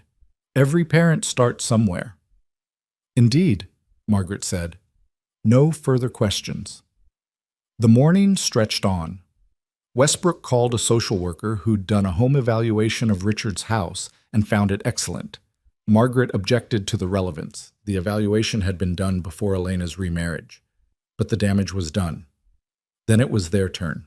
The respondent calls Elena Rivera Brooks to the stand. Elena stood. Daniel watched her walk to the witness stand, her shoulders straight, her hands steady. She was sworn in, her voice clear and firm. Margaret led her through the basics. Her job as a nurse, her work schedule, the challenges of being a single parent. Why do you work such long hours, Ms. Rivera Brooks? Because I have to, Elena said simply. Healthcare pays better for night shifts and overtime. I work those hours so I can afford rent, food, daycare, everything Camilla needs. It's not ideal, but it's what single parenthood looks like for most people. But you're not single anymore. No, Elena said, and her eyes found Daniel. I'm married to Daniel Brooks. We wed 6 days ago. Margaret led her through their story, meeting at Marcus's party, reconnecting over conversations about parenting, falling for each other gradually, then quickly, deciding that marriage made sense because they were already building a life together. It sounded almost believable. Then Westbrook stood for cross-examination. Ms. Rivera Brooks, you married Mr. Brooks on Wednesday. This hearing was scheduled 6 weeks ago. That's quite a coincidence, isn't it? Elena's voice didn't waver. We'd been talking about marriage for a while. The hearing gave us a reason to stop waiting. How convenient, Westbrook smiled coldly. You've known Mr. Brooks for how long? I've known him for years through my brother. But romantically? Elena paused just long enough to be damaging. We started dating about 3 months ago. 3 months. And you married him. Westbrook let the absurdity hang. Ms. Rivera Brooks, isn't it true that you married Mr. Brooks specifically to improve your chances in this custody case? Margaret stood. Objection. Speculation. I'll rephrase, Westbrook said smoothly. Ms. Rivera Brooks, did the upcoming custody hearing influence your decision to get married when you did? Elena met his eyes. Yes. The courtroom went silent. Daniel's heart stopped. It influenced our decision, Elena continued, her voice steady, because we didn't want to wait any longer. We love each other. We're building a family together. And yes, I wanted to show this court that Camilla has a stable, loving, 2-parent home. Because she does. Westbrook pounced. You're asking this court to believe that after 3 months of dating, you married a man you barely know, and it has nothing to do with winning custody. I'm asking this court to believe that I love my daughter enough to fight for her, Elena said, and that Daniel loves me enough to stand beside me. Our timing might be unusual, but our commitment is real. Is it? Westbrook pulled out documents. Mr. Brooks is still listed as the sole leaseholder on his apartment in East Riverside. He hasn't transferred utilities. His son is still enrolled at his old school zone. For a married couple supposedly living together, you seem to be maintaining quite separate lives. Margaret objected. Mr. Brooks hasn't had time to change administrative details. They've been married less than a week. Sustained, Judge Morrison said, but she looked skeptical. Westbrook continued. Ms. Rivera Brooks, how many times did you and Mr. Brooks go on dates before deciding to get married? Elena's composure cracked slightly. I don't know. Several? 5, 10, 20? I didn't count. Approximately. Maybe 10. 10 dates, 3 months, then marriage. Westbrook's tone was scathing. Your Honor, this is clearly a marriage of convenience designed to manipulate these proceedings. Objection! Margaret was on her feet. Mr. Westbrook is testifying instead of questioning. Sustained. Mr. Westbrook, stick to questions. But the damage was done. Westbrook sat down looking satisfied. Elena stepped down from the stand, her face pale. She returned to her seat beside Daniel, her hands shaking. You did good, Daniel whispered. She didn't respond. The respondent calls Daniel Brooks to the stand. This was it. Daniel stood, his legs feeling disconnected from his body. He walked to the witness stand, raised his right hand, swore to tell the truth. The irony wasn't lost on him. Margaret started gently. Mr. Brooks, can you tell the court about yourself? Daniel described his job, his son, his life as a single parent. Margaret guided him through the story of meeting Elena, of being drawn to her strength and her devotion to Camila. Why did you decide to marry Elena so quickly? Because I love her, Daniel said. The words felt strange in his mouth. And because Mason and I were already becoming part of their lives, it felt right. Are you prepared to be a stepfather to Camila? Yes, Daniel said, and that part was true. In the days he'd known her, he'd already started caring about the little girl with the dinosaur and the shy smile. She's a good kid. She deserves stability and love. I can help provide that. Margaret sat. Westbrook stood. Mr. Brooks, you married a woman you barely knew to help her win a custody case. Is that accurate? No, Daniel said firmly. I married a woman I care about who happens to be fighting for her daughter. You care about her? Not love? Daniel held his gaze. I love her. The lie tasted like ash. Westbrook pulled out more documents. Mr. Brooks, you have a 7-year-old son. Have you considered the impact this sudden marriage and blended family situation might have on him? Of course. And? Mason understands we're helping someone who needs it. He's adapting well. In less than a week, you've asked your son to accept a stepmother and a stepsister, move into a new home, and adjust to an entirely new family dynamic. That seems like a lot to ask of a 7-year-old. Daniel's jaw tightened. Mason is resilient, and he's learning that family helps family. Or he's learning that marriage is a tool adults use to get what they want. Westbrook's voice was cold. Mr. Brooks, isn't it true that before Wednesday you hadn't dated seriously in years because you didn't want to disrupt your son's life? How did he know that? Daniel's mind raced. Yes. So you protected your son from the chaos of new relationships for 6 years, but suddenly you're fine introducing him to a step-family you barely know? Elena isn't chaos, Daniel said. She's stability. After 3 months of dating and 6 days of marriage, you can't possibly know that. I know enough. Westbrook leaned forward. Mr. Brooks, you're a good father. I can see that. You've sacrificed a lot for your son. So I'm going to ask you directly. Did Elena Rivera approach you and ask you to marry her specifically to help her with this custody case? The courtroom went silent. Daniel thought about that night. The rain. The desperate knock. Elena's shaking hands holding the marriage certificate. Yes, he said. Margaret's face went white. She came to your door and asked you to be her husband to help her win custody, Westbrook pressed. She came to me because she was desperate, Daniel said. Because the system was failing her. Because loving your child and working hard to provide for them apparently isn't enough if you're not married. His voice rose slightly.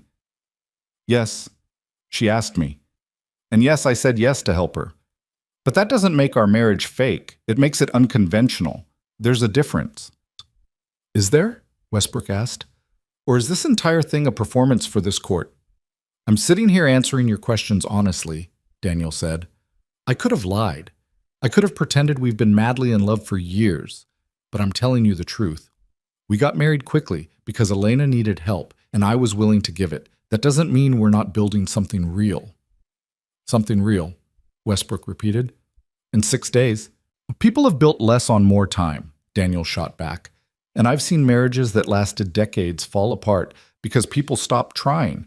Elena and I are trying. We're showing up. We're putting these kids first. Isn't that what marriage is supposed to be? Westbrook studied him. Mr. Brooks, what happens after this hearing? If Mrs. Rivera wins custody, do you stay married? Daniel paused. He hadn't thought about that question, not really. The plan had always been to end it quietly. Annulment. Divorce. Return to normal. But sitting here, looking at Elena's pale face, thinking about Camilla's shy smile and the way Mason had started to warm up to his temporary stepsister, normal seemed impossible now. I don't know, Daniel said honestly. We'll figure it out together. How convenient for you to be uncertain, Westbrook said. No further questions. Daniel stepped down, his shirt soaked with sweat. He sat beside Elena. She was crying silently, tears streaming down her face. Judge Morrison looked exhausted. Closing statements. Mr. Westbrook? Westbrook stood. Your Honor, this case is about a child who deserves better than to be a pawn in her mother's desperate schemes. Ms. Rivera married a stranger to win this hearing. Mr. Brooks admitted as much under oath. This marriage is a fraud, and Camilla deserves a real home, not a performance. He sat. Margaret stood. Your Honor, this case is about a mother who has loved her daughter every single day of her life. Yes, her marriage is new. Yes, it's unconventional. But it's legal and it's real, and it's proof that Ms. Rivera will do whatever it takes to give Camilla stability. Margaret's voice was strong. Mr. Rivera abandoned his daughter for 3 years, and now wants her back because his fiancée thinks it would be nice. Mrs. Rivera has been there through every fever, every nightmare, every milestone. She is Camilla's mother in every way that matters. Don't punish her for fighting back. Judge Morrison was silent for a long moment. Then she spoke. I'll be honest with both parties. This is one of the more unusual cases I've presided over. She looked at Elena. Ms. Rivera Brooks, I admire your determination, but I'm troubled by the timing. Elena's face crumpled. However, the judge continued, I'm also troubled by Mr. Rivera's sudden interest in full-time parenting after years of minimal involvement. She closed the file. I'm going to take a 30-minute recess to review the evidence and make my decision. Court is adjourned. The bailiff called everyone to rise. Judge Morrison disappeared through a side door. Elena collapsed into her chair. We lost. I know we did. You don't know that, Margaret said. You saw her face. She thinks we're liars. She thinks you're complicated, Margaret corrected. There's a difference. The 30 minutes felt like 30 hours. They sat in the courtroom, not speaking, barely breathing. Richard and Stephanie whispered with Westbrook in the front row. Elena stared at her hands. Daniel stared at nothing. Finally, the bailiff returned. All rise. Judge Morrison entered, her expression unreadable. She sat, adjusted her glasses, and opened the file. I've reached a decision, she said. Elena's hand found Daniel's under the table. Her fingers were ice cold, trembling. Daniel squeezed back, anchoring her, anchoring himself. Judge Morrison's face revealed nothing as she looked down at the document spread before her. This case has presented me with a complex situation, the judge began, her voice measured. On one hand, we have a father who, by his own admission, has been largely absent from his daughter's life for 3 years. On the other hand, we have a mother whose recent marriage raises legitimate questions about motivation and timing. Daniel felt Elena's grip tighten until her nails dug into his palm. Mr. Rivera, your desire to be more involved in Camilla's life is commendable.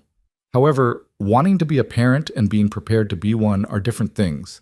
You've seen your daughter fewer than 5 times in the past year. You've made minimal effort beyond financial support. And now, with a new fiancé and a new house, you want to uproot a 4-year-old from the only home she's truly known. Richard's jaw clenched. Stephanie's hand flew to her mouth. Ms. Rivera Brooks, the judge continued, turning to Elena, your marriage is unusual. The timing is suspicious. And yes, I'm aware that marriages can be used to influence court decisions. However, I'm also aware that the law doesn't dictate how quickly 2 people can fall in love or decide to marry. You obtained a legal marriage license. You had a legal ceremony. As far as this court is concerned, you are married. Judge Morrison removed her glasses, meeting Elena's eyes directly.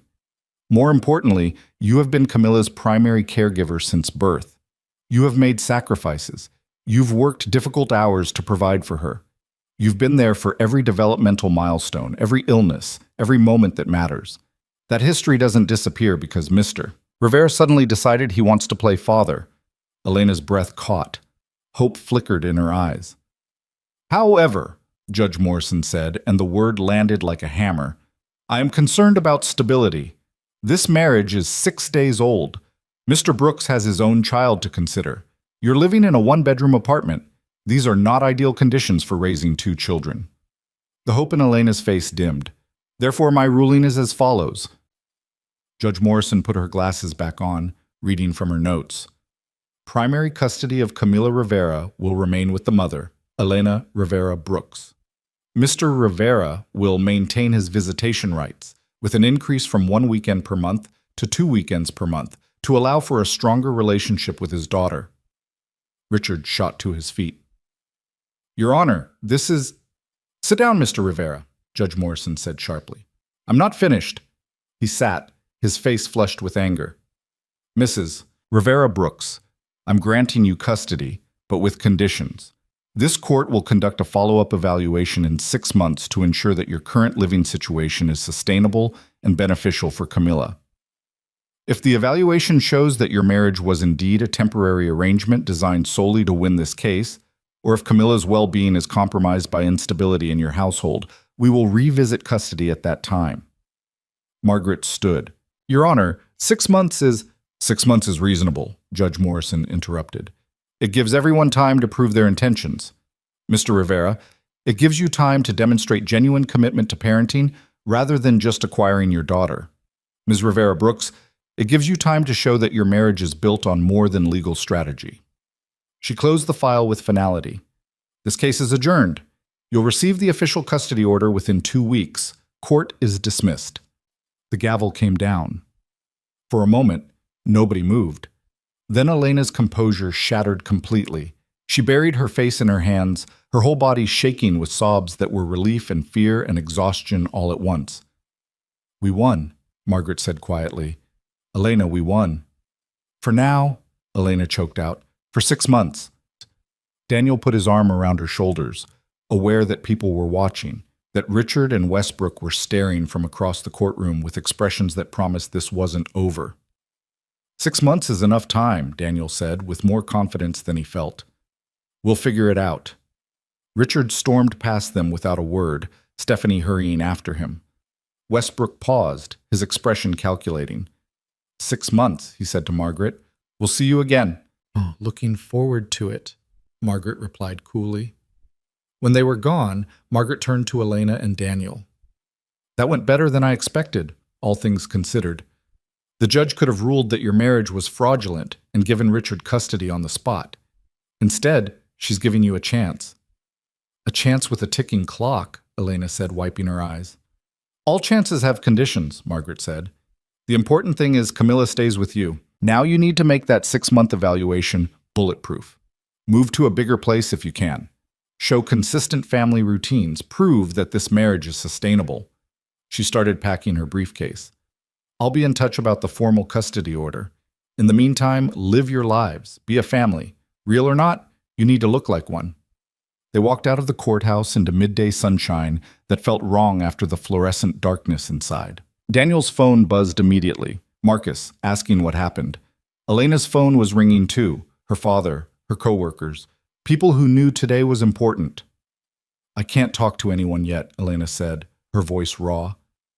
I need to see Camila.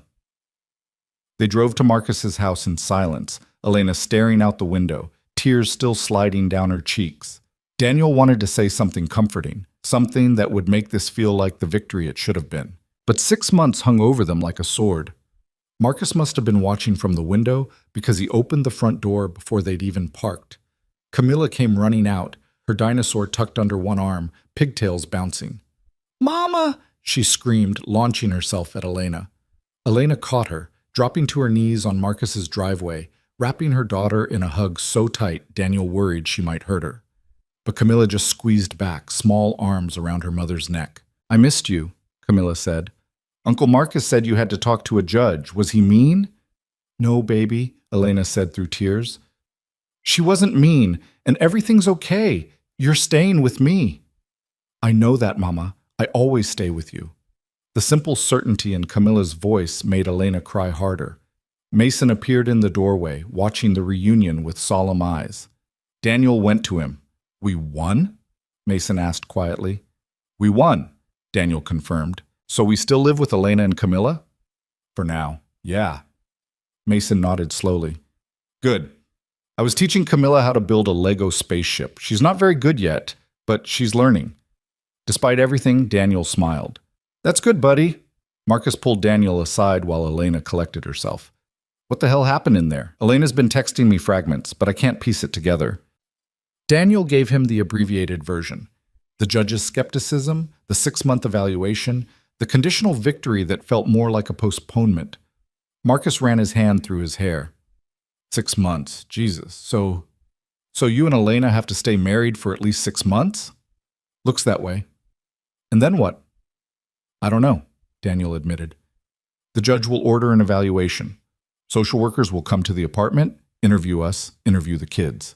If everything looks stable, Elena keeps custody permanently. If it looks like the marriage was fake or the kids are suffering, that Richard gets another shot, Marcus finished. Yeah. Marcus studied his best friend's face. Are you okay with this? 6 months is a long time to play house. It's not playing, Daniel said, surprising himself. Not anymore.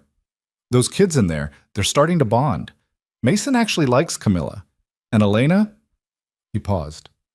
She's been through hell. If I can help her get through 6 more months, I will. You care about her, Marcus observed. She's your sister. That's not what I asked. Daniel didn't answer because he didn't know how. A week ago, Elena had been his best friend's little sister, someone he saw occasionally at family gatherings. Now she was his wife, the mother of his stepdaughter, a woman whose tears he wanted to stop, whose burdens he wanted to carry. When had that happened? They gathered the kids and headed back to the apartment. Camilla chattered the whole way about the Lego spaceship, about the cookies Uncle Marcus had given them, about anything except the court case that had decided her fate. Mason joined in, the two of them creating an elaborate story about astronauts and alien dinosaurs. In the front seat, Elena was silent. She stared at her phone where messages of congratulations were rolling in from friends who didn't know the whole story. Each one seemed to weigh on her more. You should be happy, Daniel said quietly. You won. For 6 months, Elena said, and only if we can convince a social worker that we're really married, really committed, really in love. We'll manage. How? Daniel, we barely know each other. We've been living together for 3 days. The kids are still figuring out how to share a room. We're sleeping in separate spaces. What happens when the evaluator shows up and asks Camilla if mommy and daddy sleep in the same bed? Daniel hadn't thought about that. The separate sleeping arrangements had seemed reasonable, necessary even, but to an outside observer, to a social worker looking for evidence of fraud. We'll figure it out, he said again, the phrase becoming a mantra. Back at the apartment, Elena made the kids lunch while Daniel unpacked his laptop and tried to catch up on work emails. But his mind kept drifting to the judge's words. 6 months. Follow-up evaluation. Prove your marriage is real. How do you prove something that isn't? That evening, after the kids were in bed, after another round of stories and songs, and the fragile peace of children who didn't understand the adult complications surrounding them, Elena and Daniel sat at the small kitchen counter with glasses of wine. Neither of them was really drinking. We need a plan, Elena said, for the next 6 months. Okay. We need to move. This apartment is too small. The judge noticed. The evaluator will definitely notice. Daniel thought about his savings account. What was left after Mason's emergency room bill? How much do 2-bedroom places go for around here? More than I can afford on my own, Elena said. But with both our incomes, maybe we could swing something. We'll start looking tomorrow, Daniel decided. Somewhere close to both kids' schools. Somewhere that looks like a real family lives there. Elena made notes on her phone. We need to combine our lives more. Bank accounts, maybe. Definitely mail sent to the same address. Photos around the apartment of us together. We need to build a history that doesn't exist. What about the sleeping arrangements? Daniel asked. Elena's pen paused. What about them? When the evaluator comes, they're going to notice if we're not sharing a bedroom. So we share a bedroom, Elena said, but her voice was tight. We can get a bigger place with 2 bedrooms. One for the kids, one for us. We'll put a bed in there. It'll look right. And at night? Elena met his eyes. We're adults. We can share a bed without... She gestured vaguely. It doesn't have to mean anything. Daniel thought about sharing a bed with this woman he'd married 6 days ago, about the strange intimacy of sleeping next to someone, breathing the same air, occupying the same space in the vulnerable hours of darkness. Okay, he said. They sat in awkward silence for a moment. Then Elena said, I'm sorry for dragging you into this, for asking you to give up 6 months of your life, maybe more, to help me. You're not dragging me anywhere I don't want to be, Daniel said, and realized he meant it. A week ago, my biggest concern was whether Mason's science project would be good enough for the school fair. Now I'm married to you, living in your apartment, co-parenting 2 kids. It's insane. Completely insane, Elena agreed. But it doesn't feel wrong, Daniel continued. That's the weird part. It should feel wrong. It should feel like I'm lying every second. But when I'm with you and the kids, when we're having dinner or putting them to bed or just existing as this weird makeshift family, it feels almost normal. Elena's eyes glistened. I feel it too. That's what scares me. What do you mean? I mean, what happens when this ends, when the 6 months are up and the evaluation is done and we can finally stop pretending? Elena's voice cracked. Mason and Camilla will have bonded. They'll think of each other as siblings. And we'll what? Just rip them apart? Tell them it was all fake? Daniel hadn't thought that far ahead. He'd been so focused on surviving the next 6 months that he hadn't considered what came after. Maybe it doesn't have to end, he said slowly. Elena stared at him. What? I don't know. I'm thinking out loud. Daniel set down his wine glass. We went into this as a temporary arrangement, a legal strategy. But what if it becomes something more? What if by the time 6 months is up, we've actually built something real? Daniel, we don't love each other. We don't not love each other either, Daniel countered. We're somewhere in between, and maybe that's enough to build on. Elena shook her head. You can't plan to fall in love. That's not how it works. Why not? People get married for worse reasons. Arranged marriages, marriages of convenience. Some of them work out because the people involved decide to make them work. Daniel leaned forward. We already respect each other. We both love our kids. We're both willing to sacrifice for family. That's more than a lot of marriages have. You're talking about staying married, Elena said, like she was testing the words. Actually staying married, not for 6 months. Forever. I'm talking about keeping our options open, Daniel said. Not deciding right now that this has to end.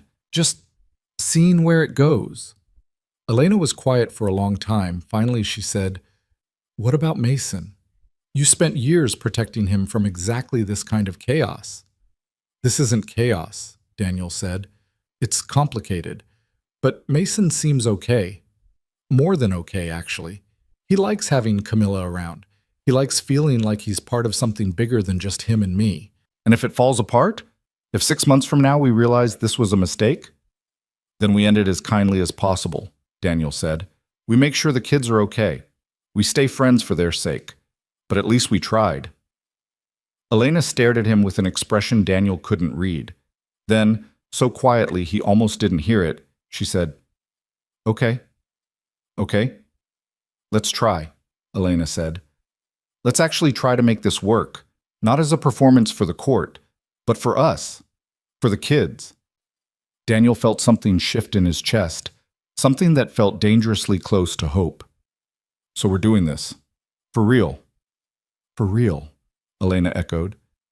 They clinked their wine glasses together, a toast to something neither of them fully understood, to a marriage that had started as fraud and might somehow become truth, to 6 months that could change everything. The next 3 weeks passed in a blur of apartment hunting and routine building and the slow, careful work of becoming a family. They found a 2-bedroom apartment in a complex that was nicer than either of them could have afforded alone. On the 2nd floor with a small balcony close to both schools, with a playground visible from the living room window. Daniel packed up his old apartment on a Saturday, Mason helping by carrying small boxes and pointing out everything he wanted to bring to the new place. The landlord didn't ask why Daniel was breaking his lease early. The security deposit would cover it. The new apartment felt huge after Elena's cramped one-bedroom. The kids got the larger bedroom with bunk beds that Mason claimed the top of immediately. Camilla got the bottom, decorated with a dinosaur bedspread Elena found at Target. Their toys mingled in bins, Mason's Legos next to Camilla's stuffed animals, creating a chaos that somehow worked. The master bedroom was awkward at first. They bought a queen-sized bed, neither of them willing to acknowledge the intimacy of that decision. The first night in the new apartment, they both got ready for bed in separate bathrooms, changed into conservative pajamas, and approached the bed like it might bite. "Left side or right?" Elena asked. "I usually sleep on the right," Daniel said, "but I can switch." "Right is fine for me." They got into bed, a careful foot of space between them, both lying rigidly on their backs and staring at the ceiling. "This is weird," Elena said. "Yep." "We'll get used to it." "Yep." But it took time. The first week, they both woke up clinging to their respective edges of the mattress, careful not to accidentally touch. By the second week, they'd relax slightly, occasionally rolling toward the middle in sleep. By the third week, Daniel woke up one morning to find Elena's head on his shoulder, her arm across his chest, both of them having unconsciously sought warmth in the night. He lay still, not wanting to wake her, studying her face in the early morning light. She looked younger asleep, more peaceful. The worry lines between her eyebrows smoothed out. Her breathing was steady, even. Daniel realized with sudden clarity that he could fall in love with this woman. Maybe he already was. The thought terrified him. Elena's eyes opened slowly. She blinked at him, then registered their position and went completely still. "Sorry," she mumbled, pulling back. "I didn't mean to." "It's okay," Daniel said. "We're married. We're allowed to cuddle." "I guess we are." They lay there for another moment, the morning sun painting golden lines across the sheets. Then Camilla's voice called from the other room. "Mama, Mason won't let me have the red Lego." And the moment broke. Life developed a rhythm. Daniel dropped both kids at school and daycare in the mornings. Elena picked them up after her shift, usually managing to get there before closing time now that she wasn't working as much overtime. They couldn't afford for her to cut her hours significantly, but Daniel's contribution to rent and bills meant she could be more selective about which shifts she took. Dinners became a family affair. Daniel learned to cook more than pasta. With Elena's patient instruction, he could now make chicken, rice, vegetables that the kids actually ate. They took turns doing bedtime, sometimes together, reading stories in tandem and fielding questions about why the sky was blue and where dinosaurs went and whether superheroes were real. Mason and Camilla's bond deepened. They fought like siblings, competed like siblings, protected each other like siblings. When a kid at daycare made fun of Camilla's dinosaur, Mason, who attended the same after-school program, apparently informed the offender that his sister's dinosaur was awesome and anyone who said otherwise was a big dummy. Camilla reported this with shining eyes, like Mason had slayed a dragon. They became Mason and Camilla. Camilla and Mason. A unit. Daniel and Elena became something too, though neither of them named it. They developed inside jokes. They learned each other's coffee preferences without asking. They moved around the kitchen together in the mornings with the choreography of people who'd been married for years, not weeks. One evening, about a month into their life in the new apartment, Daniel came home from work to find Elena crying in the bathroom. Not the desperate sobs from before the hearing. These were quieter, more exhausted. "What's wrong?" Daniel asked from the doorway. "Nothing. Everything. I don't know." Elena wiped her eyes. "Camilla asked me today if you're her real daddy now." "What did you say?" "I said you're her stepdad, that you love her like she's your daughter." Elena's voice broke. "And she seemed so happy about that, Daniel. Like having you in her life is this wonderful gift. And I thought, what happens when we can't do this anymore? When it's too hard or too fake or too much?" Daniel knelt beside her. "Who says we can't do this anymore?" 6 months, that's what we said. Just enough to get through the evaluation." "I know what we said," Daniel replied. "But things change.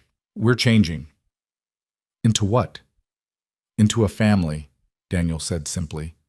"A real one. Not because a judge demanded it, because we chose it." Elena searched his face. You really mean that? Yeah, I do. She kissed him then, sudden and desperate and real. Daniel kissed her back, his hands coming up to frame her face, and for the first time since this whole thing started, it didn't feel like performing. It felt like truth. They pulled apart, both breathing hard. Okay, Elena whispered. Okay, let's be a real family. We already are, Daniel said. The 4-month mark arrived without fanfare. They'd settled into such a routine that Daniel sometimes forgot this had started as an arrangement, forgot that he'd once thought of this apartment as temporary, this family as borrowed. The social worker arrived on a Thursday afternoon. A woman named Patricia Coleman, mid-40s, with kind eyes, and a clipboard that made Elena visibly nervous.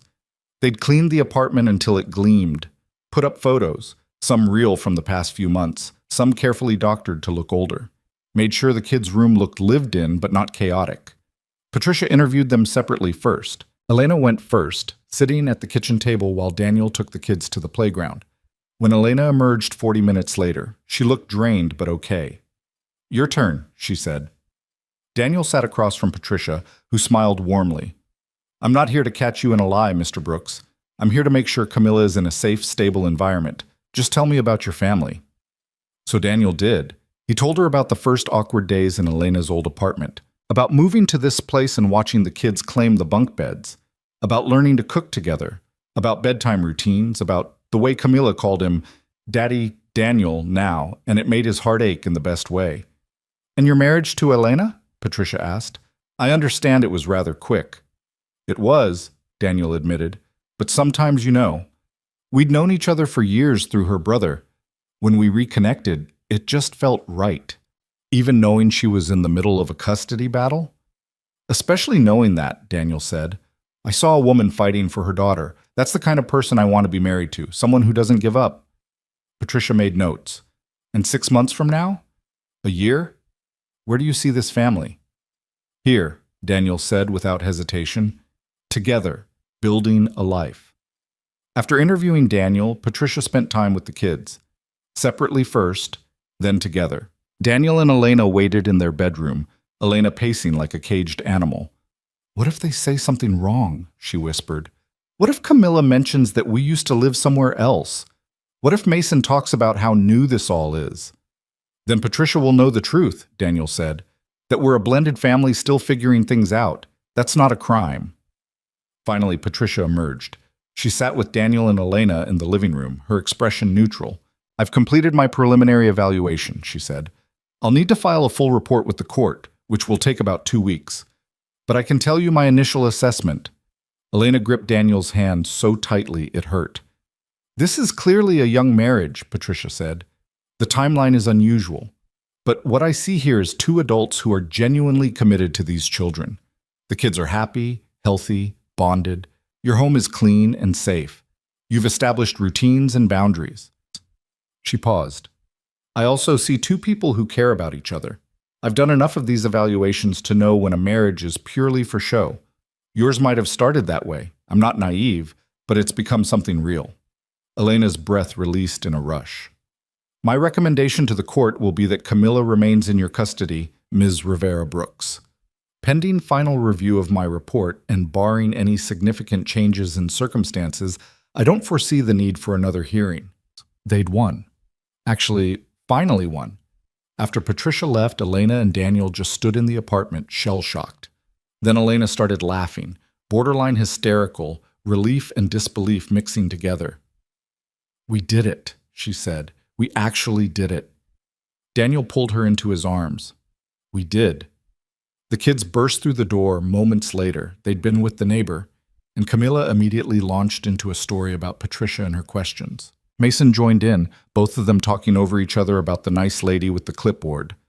That night, after the kids were asleep, Elena and Daniel sat on their small balcony, sharing a beer and watching the Austin skyline glitter in the distance. We could end it now, Elena said quietly, if you wanted. The evaluation is done. In a few weeks it'll be official. We could get divorced and you could have your life back. Daniel looked at her. Is that what you want? No, Elena admitted. But I wouldn't blame you if it was. It's not, Daniel said. This is my life now. This, you and me and Mason and Camilla, this weird, chaotic, completely unplanned family. I don't want to walk away from it. Even though I dragged you into it under false pretenses? You gave me an option, Daniel corrected, and I chose this. I'm still choosing it. Elena leaned her head on his shoulder, the gesture so natural now it didn't feel strange. I'm choosing it too. So we're doing this. Actually really doing this. Actually really doing this, Elena confirmed. They sat in comfortable silence, watching the city breathe. Somewhere in the apartment, Camilla made a small sound in her sleep. Mason's breathing was soft and steady through the open window. 6 months ago, Daniel had opened his door to a desperate woman with a crazy request. Now he had a wife he was falling in love with. 2 kids who called this place home. A life he never planned but couldn't imagine leaving. Hey, Daniel, Elena said. Yeah? Thank you. For saying yes that night. For staying. For choosing us. Daniel kissed the top of her head. Best decision I ever made.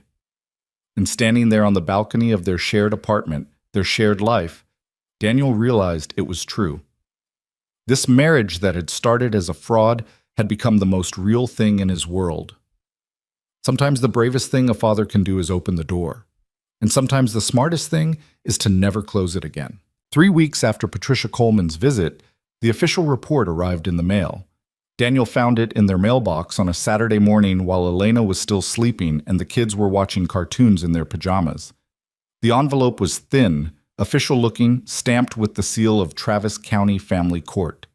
His hands shook as he carried it inside. "What's that?" Mason asked from the couch, not taking his eyes off the television. "Just some mail, buddy."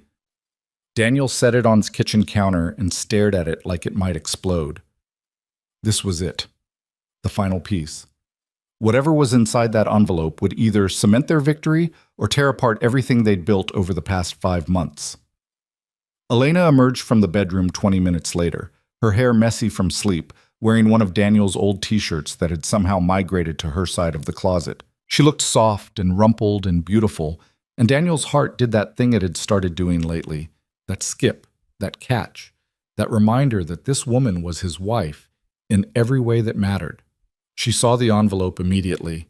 Her face went pale. "Is that?" "Yeah." They stood on opposite sides of the kitchen counter, the envelope between them like a grenade with the pin pulled. "Should we open it?" Elena whispered. "Probably should know what it says. What if it's bad?" "Then we deal with it," Daniel said with more confidence than he felt. "Together." Elena picked up the envelope with trembling fingers. She tore it open carefully, pulled out several pages of official letterhead and dense text. Her eyes scanned the first page, then the second. Daniel watched her face, trying to read every micro-expression. Then Elena's knees gave out. Daniel lunged forward, catching her before she hit the floor, easing her into one of the kitchen chairs. "What? What does it say?"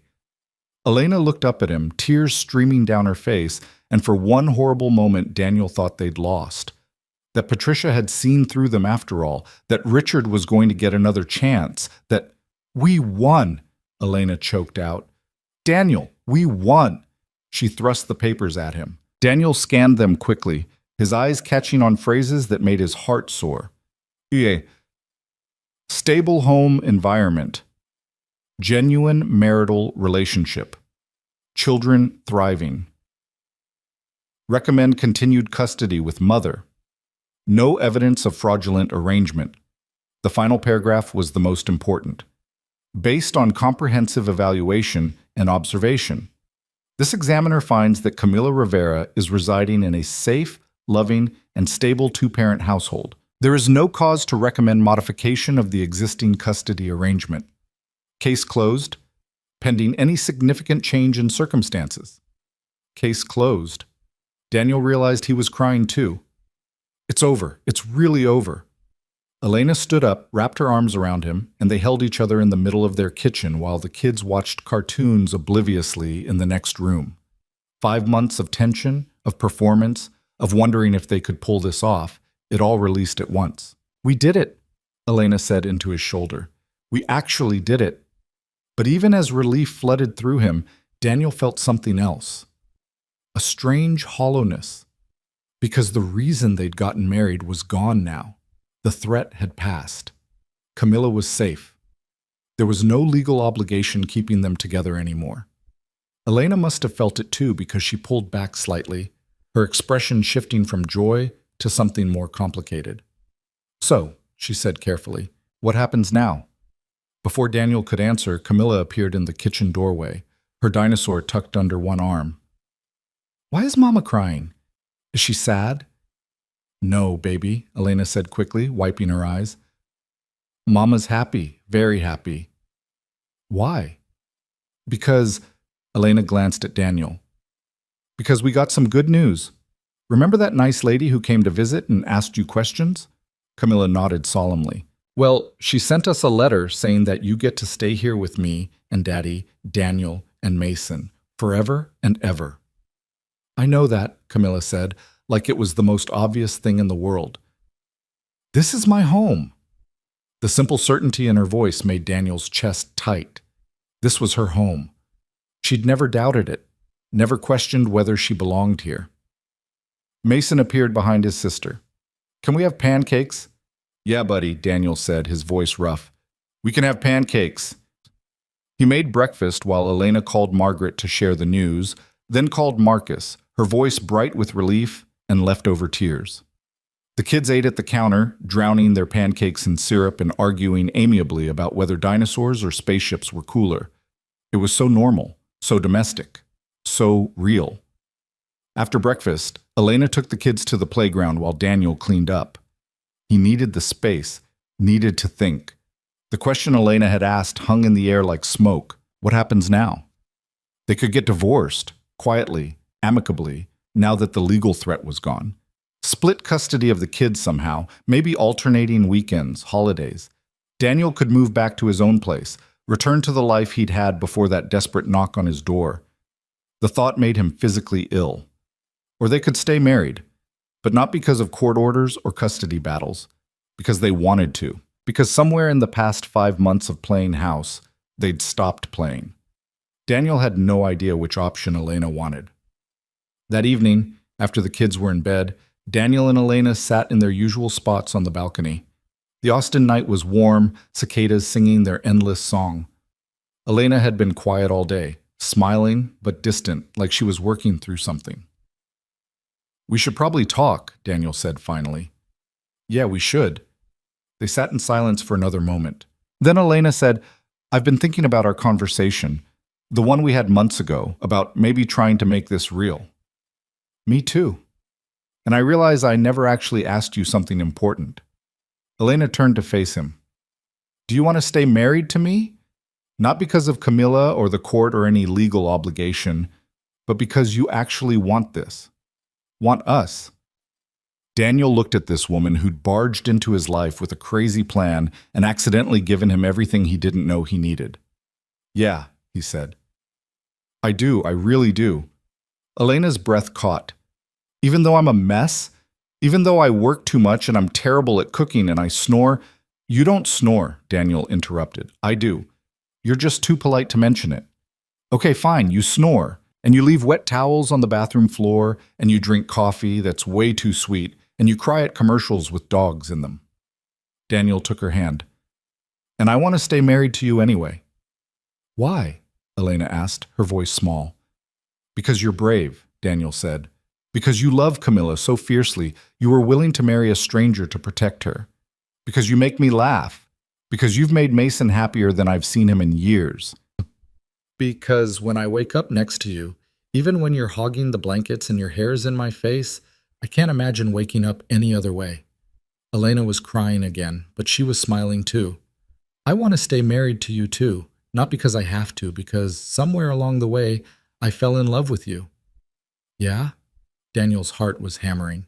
"Yeah, I think it happened when you fixed Camilla's dinosaur that first week and you were so gentle with her even though you barely knew her. Or maybe it was when you stood up in court and told the truth instead of lying. Or maybe it was the first time you called this place home instead of Elena's apartment." She wiped her eyes. "I don't know exactly when, but I know I love you. And I know I want to build a real life with you." Daniel kissed her then, deep and certain, and full of all the things he hadn't known how to say. When they pulled apart, both of them were crying and laughing at the same time. "So we're really doing this," Elena said. "No more pretending. No more temporary. Just us. Actually, us." "Just us," Daniel confirmed. "For real this time." They stayed on the balcony for hours, making plans, talking about things they'd been too afraid to discuss when everything felt temporary. Elena wanted to eventually go back to school, get her degree as a nurse practitioner. Daniel admitted he still thought about teaching sometimes, about the history degree he'd never used. They talked about maybe buying a house someday, something with a real yard where the kids could play. "We should probably tell people," Elena said, "that we're staying together. I mean, most people think we were real from the beginning, but Marcus knows the truth. Your parents. We should tell them we're making it permanent." "We should renew our vows," Daniel said suddenly. Elena looked at him. "What?" "We got married in a courthouse with borrowed witnesses and no real celebration. We should do it again, a real ceremony this time, with our families there, with the kids. Make it official, not legally, but emotionally." Elena's eyes filled with fresh tears. "You want a real wedding?" "I want to marry you when it actually means something," Daniel said. "When we're choosing it, not running from something. I want to stand in front of everyone we love and tell them that this marriage, this weird, accidental, completely unplanned marriage, is the best thing that ever happened to me." "Okay," Elena whispered. "Okay, let's do it." They decided on a small ceremony in their apartment's courtyard. Nothing fancy, just family and a few close friends. Marcus, when they told him, looked stunned. "Wait," he said, sitting in their living room a week later while the kids played. "You're renewing your vows? You two are actually staying together?" "We're actually staying together," Elena confirmed. Marcus looked between them, his expression shifting from shock to something softer. "You fell in love. You actually fell in love." "We actually fell in love," Daniel said. "I gave you the stupidest advice when you first told me," Marcus said to his sister. "I said you were insane for asking Daniel, that it would never work." "You were right," Elena said. "It was insane, but it worked anyway." Marcus pulled them both into a hug. "I'm happy for you, both of you. You deserve this." They set the date for a Saturday evening 6 weeks away, giving them time to plan, but not so far that the anticipation became torture.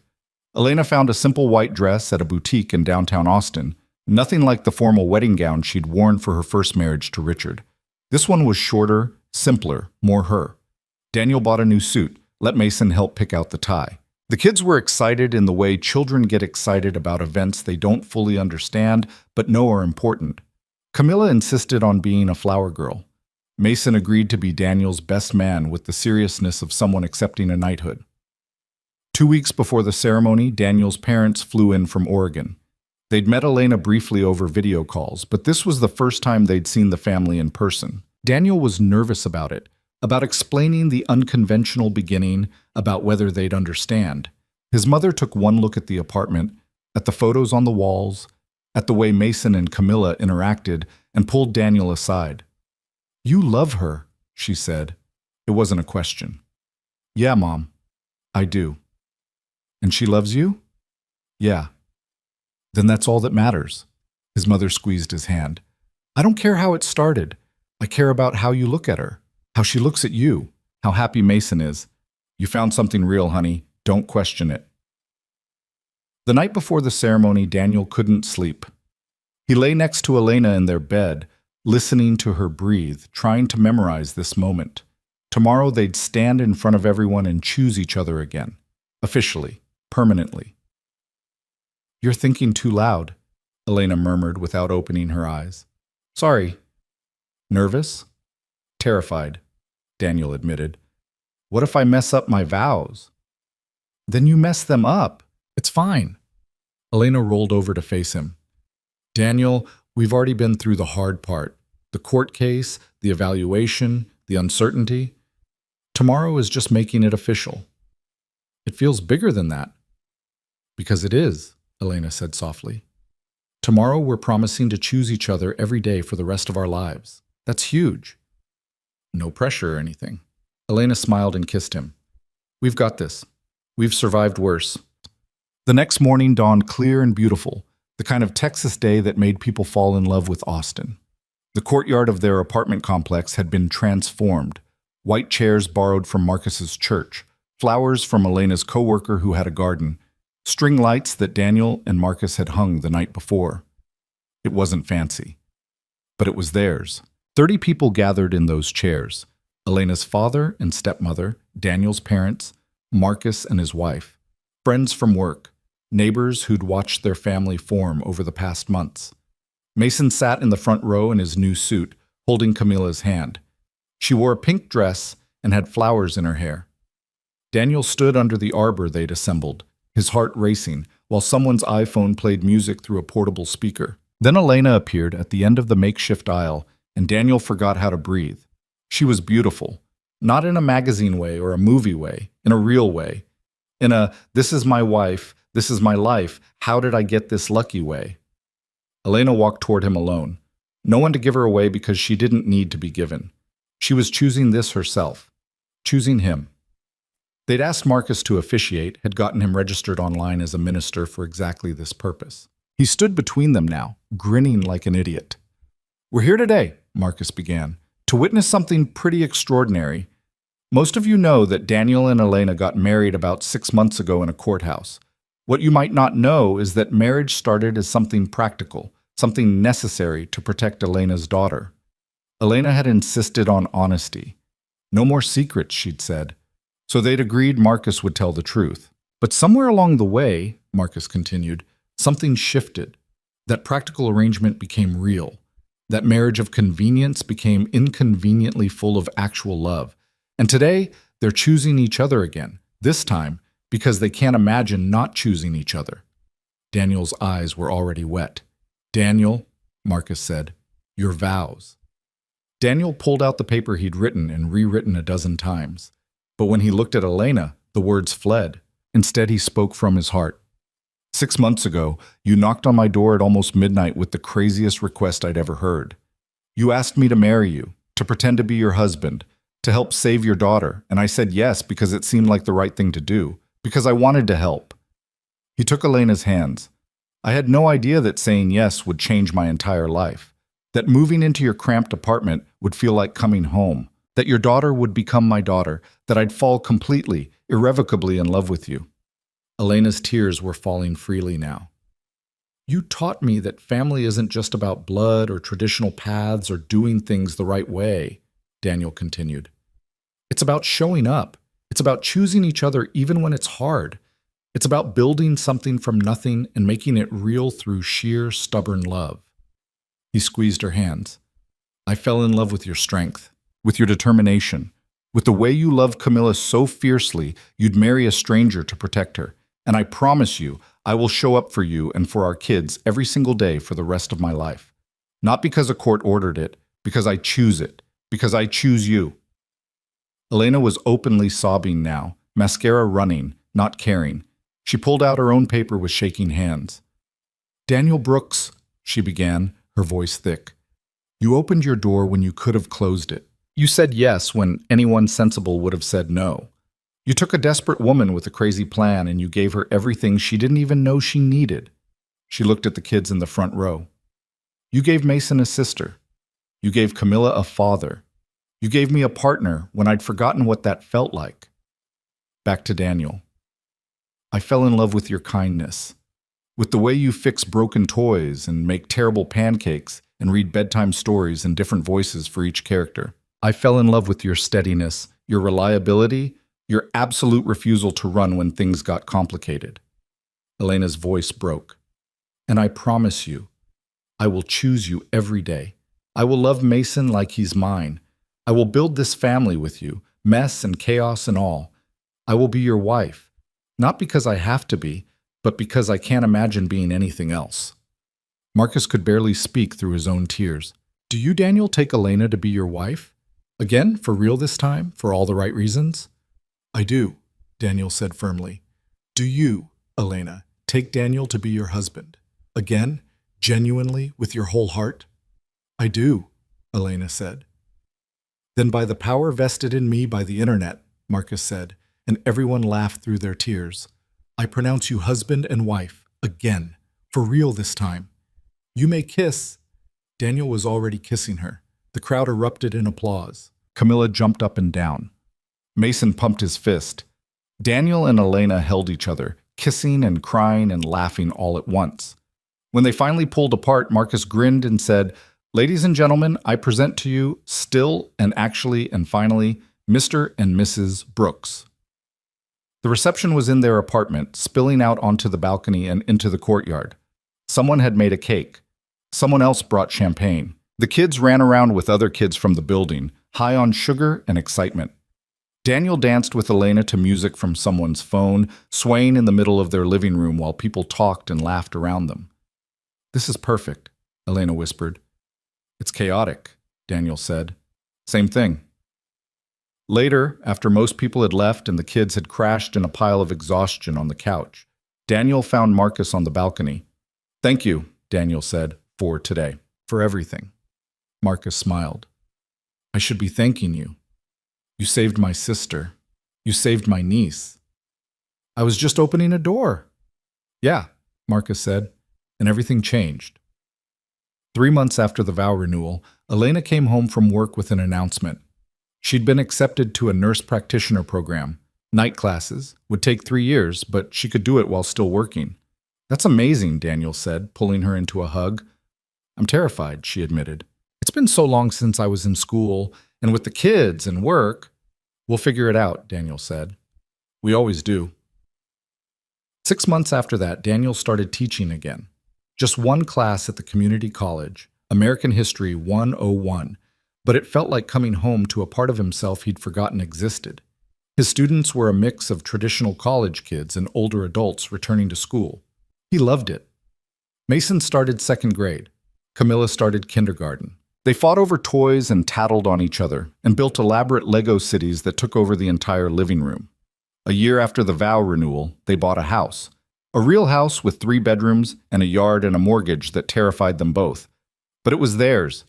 The kids each got their own room, though they still ended up sleeping in the same room most nights, unable to break the habit of being together. Daniel painted Mason's room blue. Elena painted Camilla's yellow. They painted the 3rd bedroom together, their office, they called it, though it was really just a room where they did homework and graded papers and collapsed when the kids finally went to sleep. 2 years after opening his door to a desperate woman with a marriage certificate, Daniel stood in the backyard of their house, watching Mason teach Camilla how to throw a football. They were terrible at it. The ball went everywhere except where it was supposed to. But they were laughing, both of them, the sound carrying across the yard. Elena came up behind him, wrapped her arms around his waist. "What are you thinking about?" "That night you knocked on my door," Daniel said. "How terrified I was. How insane it all seemed." "Regret it?" "Not even a little bit." Elena rested her head against his back. "Me neither." They'd told the kids the truth eventually, when they were old enough to understand. Mason was 9, Camilla was 7.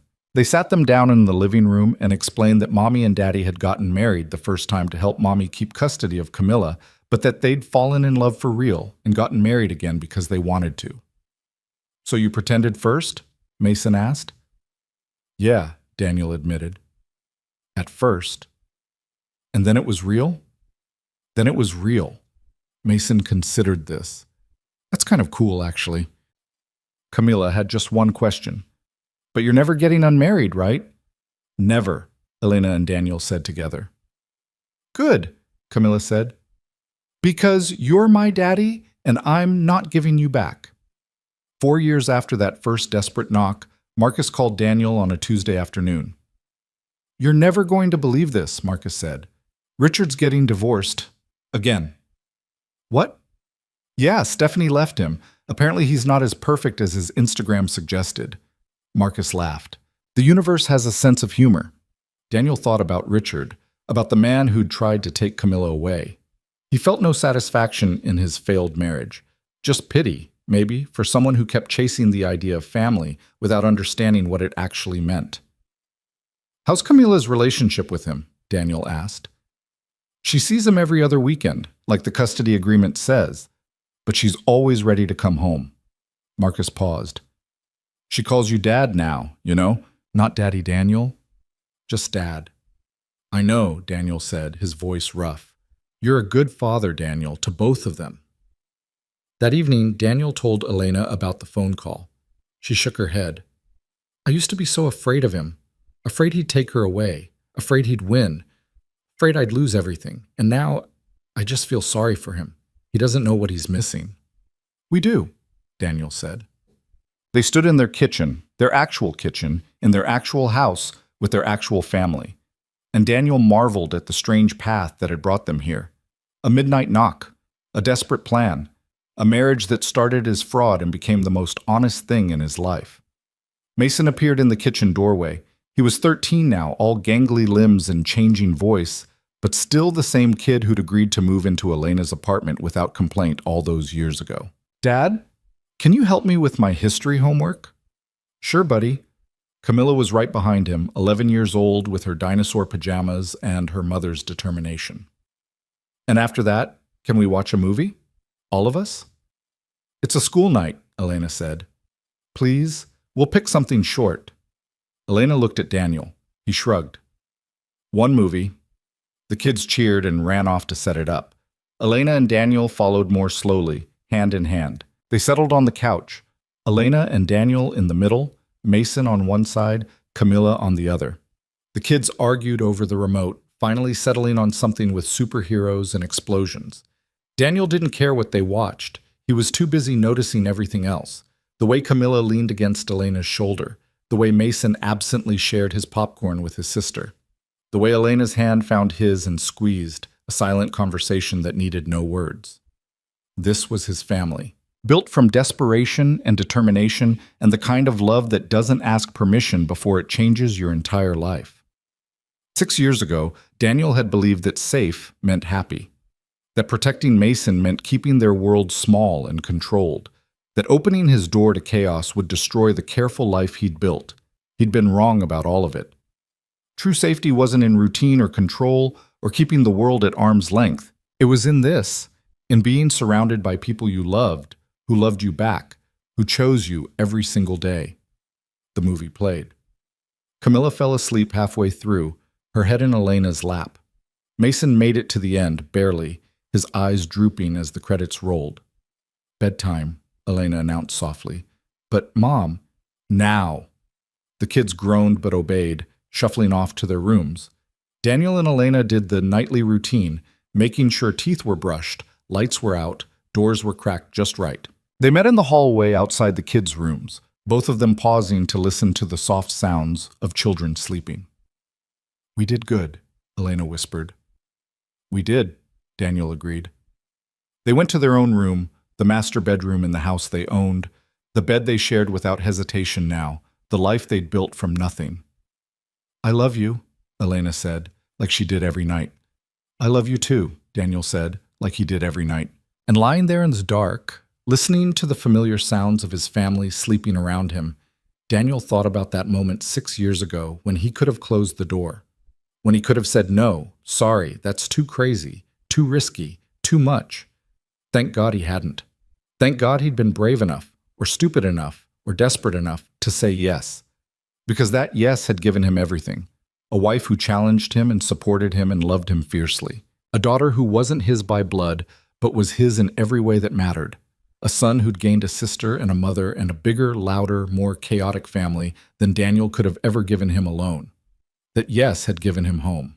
Not a place, not an apartment or a house or an address.